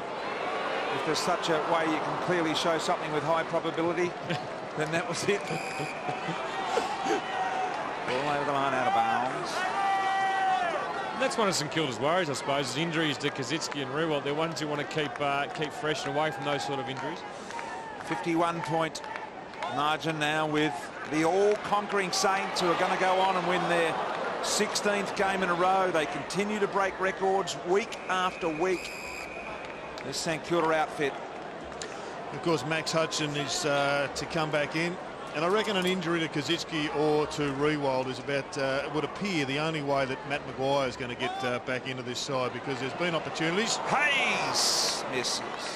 And he has been playing forward down in their VFL side. Yeah, I caught up with Matt Maguire at a function on Friday we're doing together around National Tree Day, and just talking about his career and where he's going. And he's played all the games in the twos with good start for him to get some consistency. He says he's getting some flexibility back in his foot and back in his body, which is good. And you never know, his attitude is to play the best football he can possibly play, and hopefully an opportunity opens up for him. And that's the attitude you've got to have. It was really good to see a guy with a positive attitude about his team and about his teammates, and that he wanted to get that chance to get back in there. I'm interested in the National Tree Day aspect of it. We might revisit that in a moment, but there's Cozzy down in the rooms cradling that left hand, and he's holding it and cupping the hand like it is a webbing issue, because he's trying to keep the fingers together and keep the wound together, if you like. If it is split in the webbing, that's a definite sign of that sort of injury. As we'll have the ball up here. And what about you in National Tree Day, Hurdy? What, did you plant some or cut some down? No, we planted some trees. Matt Maguire and I, we planted a couple of little saplings in the garden. Doing our bit for the environment, boys. A eucalypt or an invasive pine? Or? No, a eucalypt, a native of the Australian fauna. Flora, whichever one it is. That'll be Flora. There you go. They've got a lot to answer for, the Adelaide Crows, for their insipid effort here. We've gone down to National Tree Day. Here's McAvoy.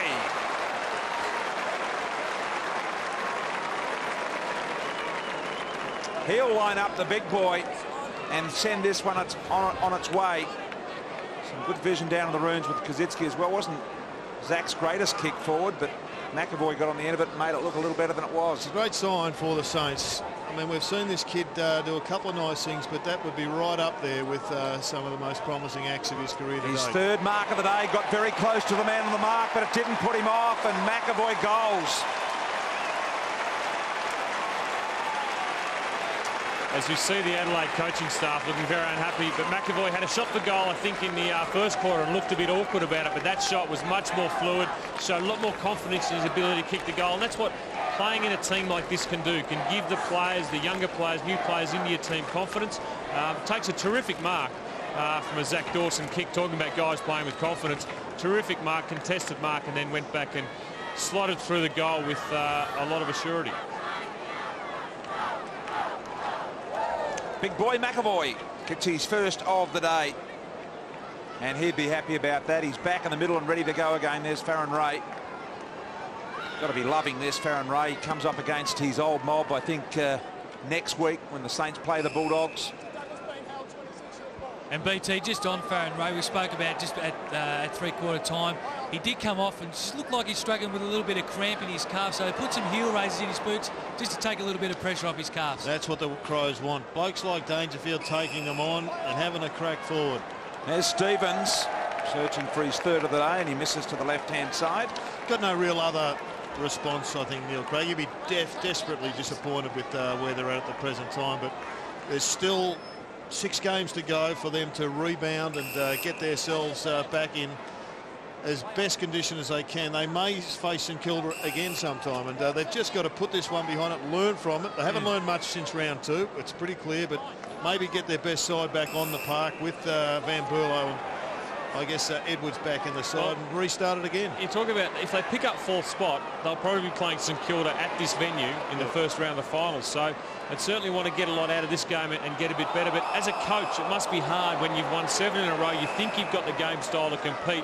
Coming into this game, knowing what you know about your team, and then the performance like this. Do you go away? How many things do you change? How many things do you keep the same? What do you do with your style of play? I think for Adelaide, this has just got to be seen as a bad day.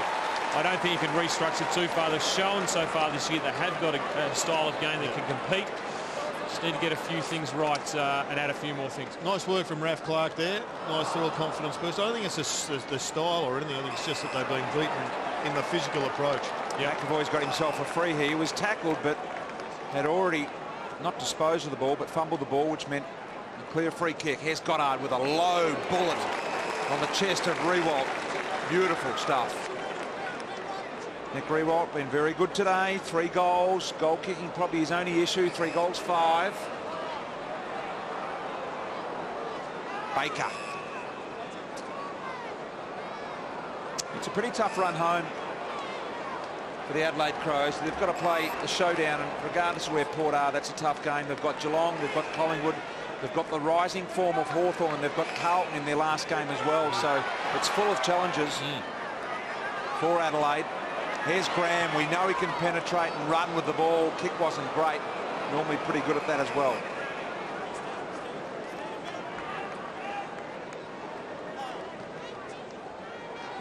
John Cock with a risky ball to Dowdy. Del Santo did well. Hands off in the end, and here they go again. Baker to Clint Jones, and his rise in form this year and turnaround in this guy's game has been one of the more remarkable turnarounds I've seen. Just also the confidence when he's got the ball in his hands for Jones. I think the criticism of him in past, if there's criticism, he hasn't, his disposal hasn't been quite there. But this year, his disposal has been very, very good. And he's not doing anything that he's not capable of. He's playing within the parameters of his skill level, isn't he? Yeah, but he's getting the ball the other way. He's stopping a player and getting the ball the other way, which all credit to him. Worked on his game, realised where he had some issues and not going outside of what you're talking about, BT, what he can possibly do. And here's Dangerfield coming off the ground in a lot of trouble. Didn't see what happened to him, but looks in a very sick and sorry way. Yes, not good for Paddy Dangerfield. Coming off there. Adelaide at the moment are risking having a goal kick. Here's the young boy Martin. Takes on the old stager and Riewoldt. Look at Riewoldt not giving up. Martin says, come on then, big boy. You're the champion of the league. I'm going to take you on. And he does for the young man. And great stuff. Positive to come out of the game for Adelaide is the form of Martin in his game so far today. Here's Paul Pleasure. Martin, every one of his Adelaide teammates should get back. Look at Riewoldt. There's Dangerfield. You can see the pictures of Riewoldt. Who's knocked himself out. He has indeed. Smitty, how's he look down there? Tell you what, I heard he looks in real trouble. He's over the haunches. It's probably been like that for the last 45 seconds to a minute, so he's in real trouble down here. There's the Paul Pleasure mark, the Riewoldt chase, the Martin carry, and a little puffed at the moment. Dangerfield's recovering with the doctor. In great hands there as Paul Pleasure doesn't finish the good work. It's a rarity. Missed from a set shot for Paul Pleasure. And Riewoldt comes for a spell, I reckon, as a result of the chase there. As Wilton just got his head on the point of the shoulder there, Dangerfield, of Rafael Clark. Great passage of play, the young man. It's almost like he knew he had Riewoldt chasing him and he just wanted to test himself out, wasn't it? Take him on, take on the gun of the competition. And there's Riewoldt as a result. He's a little puffed. So he should do. Blake. Going into the match, Hurdy, we sort of focused on ways to make it difficult for St Kilda was to block the corridor. Well, they've had only 2 shots of goal outside of the 45-degree angle, so they've just been unable to block them up in any way, shape or form. Well, the Crows, the Pies and the Lions, as a result of this game, will all be on 40 points. There's Dangerfield being examined by the doctor for the possibilities of a broken jaw. Be a remarkable performance by Michael Voss if Brisbane were able to grab that 4th spot. Yep. All on 40, James, and percentage fairly even, although the Crows, depending on the outcome of this result, could drop to 6th. But as you say, for the Lions to be in the hunt for the top 4, they've won 8 of their last 11. Jonathan Brown is doing great stuff there. What about that handball, BT, just to interrupt? He knew, Baker, that he had support on the blind side. He did. Yep. He did indeed. Is that about voice or just acknowledging teammates are around? Bit of both. Symes steps and goes with the left. And Gilbert has been infringed and will receive a free. I just think he may have heard a voice, but I reckon we've seen it so often today that they instinctively know that there should be someone there running from behind. Well, it's Geelong like over the last 2 or 3 years. You watched Geelong play, and even Hawthorn last night. They knew there were teammates were going to be there. If they weren't there, it wasn't the fault of the handballer for giving a bad handball. It's the fault of his support players not being there. Gee, that's a rare example of St Kilda kicking to a contest there from Farron Ray. And in that instance, and St Kilda are so good at it now, they know the support players should be there. They're so well drilled by their coaching staff. There's Goddard. Little man Snyder trying to trap his man under the ball. Out of his weight division there, I think Snyder against Rutten. Probably not going to move. The big wheels of Rutten, they're like stumps. Hopeful handball. We were looking at Rutten before the game, BT, and looking at his body type. The amount of power and strength, the base he's got around his hips and his backside. He's got great running ability, but when he plants his legs, he's unmovable, isn't he? Well, he is. It's an ample backside requiring large shorts, as we saw then from Rutten. There they are. They're tennis-type shorts, almost got pockets in them. From Ben Rutten. Just having a Stephen King, he just tracked it over. Yeah, we get the point. Just tracked it, mowed it over a couple of Adelaide Crows players. He hasn't had a lot of the footy, Stephen King, but he's certainly having a bit of a physical impact. And that's what cost him a few weeks, though. That physical impact is really important, but you've got to make sure that you're still out on the ground to be able to do it. There goes Dowdy with a change of direction. Now Bock an opportunity to run and deliver downfield. Here comes Rafael Clark. Read it beautifully. Otten was there and it was equally as competitive, but Rafael Clark had a crack at it. Now Burton. They'll be just glad to get a game under his belt, Brett Burton, I would have thought. Yep. Well, they can only get better on this performance. As much as it's been disappointing, probably worse than that for the Crows. I'm convinced they've got the foundation of a side herding that can go very close to all the way. Maybe not this year, but certainly not too far down the track. I agree. I think the Crows are still a very good side. I think they've had a bad performance today, and that can be about 7 wins in a row. It can be about how up-tempo you feel. Players can be flat. And you watch, guys like McLeod. Just watching Andrew McLeod today, he's looked very flat.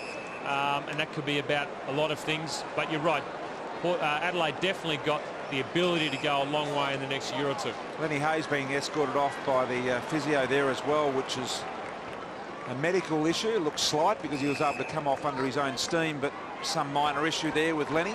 Cold exhaustion, I think, Brian. Maybe. Just to repeat that those that have just joined us, Michael Gardner, a late withdrawal out of this game with, we hear, some sort of very minor calf injury. Spoke to Tyson Edwards just prior to the match, and he was also just a very minor little nick in the hammy, which may cost him next week, but he was pretty hopeful of playing in the showdown. Probably with the older player, they're more inclined to give him an extra week, Jared. Here's me telling the physio. Well, I think it's all about experience in footy, and you know, BT, if he rips it now, he's probably lost for the rest of the season. So if there's any sign of even just the slightest 1% of doubt, they'll just rest him. And well, here's Baker. We saw Hayes coming off at the moment. A game high 34 possessions and 10 tackles to go with it. Outstanding performance from Lenny. And he's fine, BT. Just come and had a little bit of a rest on the bench. Okay. Riewoldt still working pretty hard out in the ground. You wonder, you just bring him off, Jared, or BT, just sit him on the bench. They don't do that here at St Kilda. They don't. I know they don't. Ross Lyon's all about playing them out and playing the end of the game. I can remember calling games with yourself involved, James, where you're going into crucial periods after games and the game's won. And it's always amazed me that coaches won't protect their stars like that. Why is that? I'm not sure. I suppose they think that in the pressure games, you have to be able to run the whole 120 minutes. But particularly with the Saints, this is not obviously second-guessing St Kilda coaching staff who are so good, but they've come off a pretty big month, and Nick Riewoldt looks to me the sort of player who doesn't want to be off the ground either. Yep. Well, sadly, we've got too much junk time in this match, and we're talking a bit of junk time talk, Jared. But on the couch, it'd be interesting to talk about Nick Riewoldt and how he does his preparation for a game. In an hour and a half before the game to warm up is an amazing effort.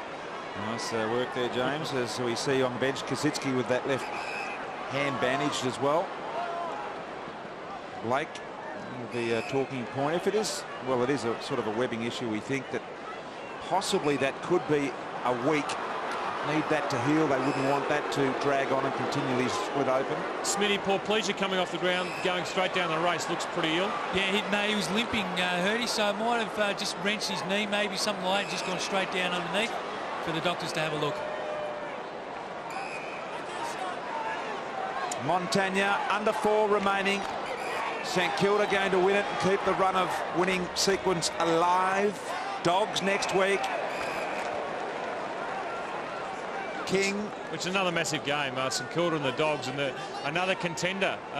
Can the Dogs produce against, at the moment, the informed team in the competition? Well, over the last few weeks, the Dogs have lost to Geelong and Collingwood by very slim margins. So it signifies to me, and I think to most, that they are very competitive at the top end. And last time these two sides played early in the year, St Kilda got off to a great start and really ended the Dogs' chances in that game pretty early. But I'm sure the Western Bulldogs have been thinking about how to play St Kilda. How do we compete with them? And it's all about the pressure you put on the player and the ball with playing St Kilda. And there's Justin Kaczynski's instant where he's hurt his hand, looks straight down at his webbing. Looks to be a split webbing there, BT, as you called half an hour ago. I might just get another look at that vision that we had from inside the rooms, because I reckon in the rooms we saw there was a bit of a bump on his hand. I think you're right, BT. He was holding the fingers together. But let's just see if there was a bump that indicated possibly a break. Here's Snyder. Milne, he's perfect at this. One of the best front and centre players in the game. A difficult kick. And just from an injury perspective, I'm sure Mark Williams would be interested in the fact that Porplesia, McKay and Dangerfield are all off the ground. And just have a look at that hand. Clearly he's holding them together. Looking on the inside of them, though. Just on the back there. On his knuckle there, you're talking about? I reckon there's a little bump there, just on the back there of that hand. Yep. I'm not sure what that is. Well, the physio work there, BT. That's very good to pick that up so quickly. It may have been there from a long time ago. It might be just a callus and a former break, but if it's fresh, he's in trouble. What are you... well, let's not continue to guess, but you're thinking bone through hand sort of thing? Well, just a fracture, really. Yeah. We'll find out at the end of the match. I'm sure Smithy will have the answer, but it's going to be one or the other. I'm disappointed if Smithy doesn't get immediately the Cozzy. He's not allowed on the bench. Here's Rewalt when the siren sounds. Very disappointed if Smithy's not the first bloke he gets hold of. Now Rewalt hasn't had the kicking boots on today. 3-5. This one, by AFL level elite player standards, is reasonably elementary. 35 out, 45 angle. No climatic conditions to deal with, and Rewalt drills it. That's goal 4. He's kicked 4-5 for the day. And that one I love because he had that nice little draw on it, BT, which means he got everything right, moved it from right to left.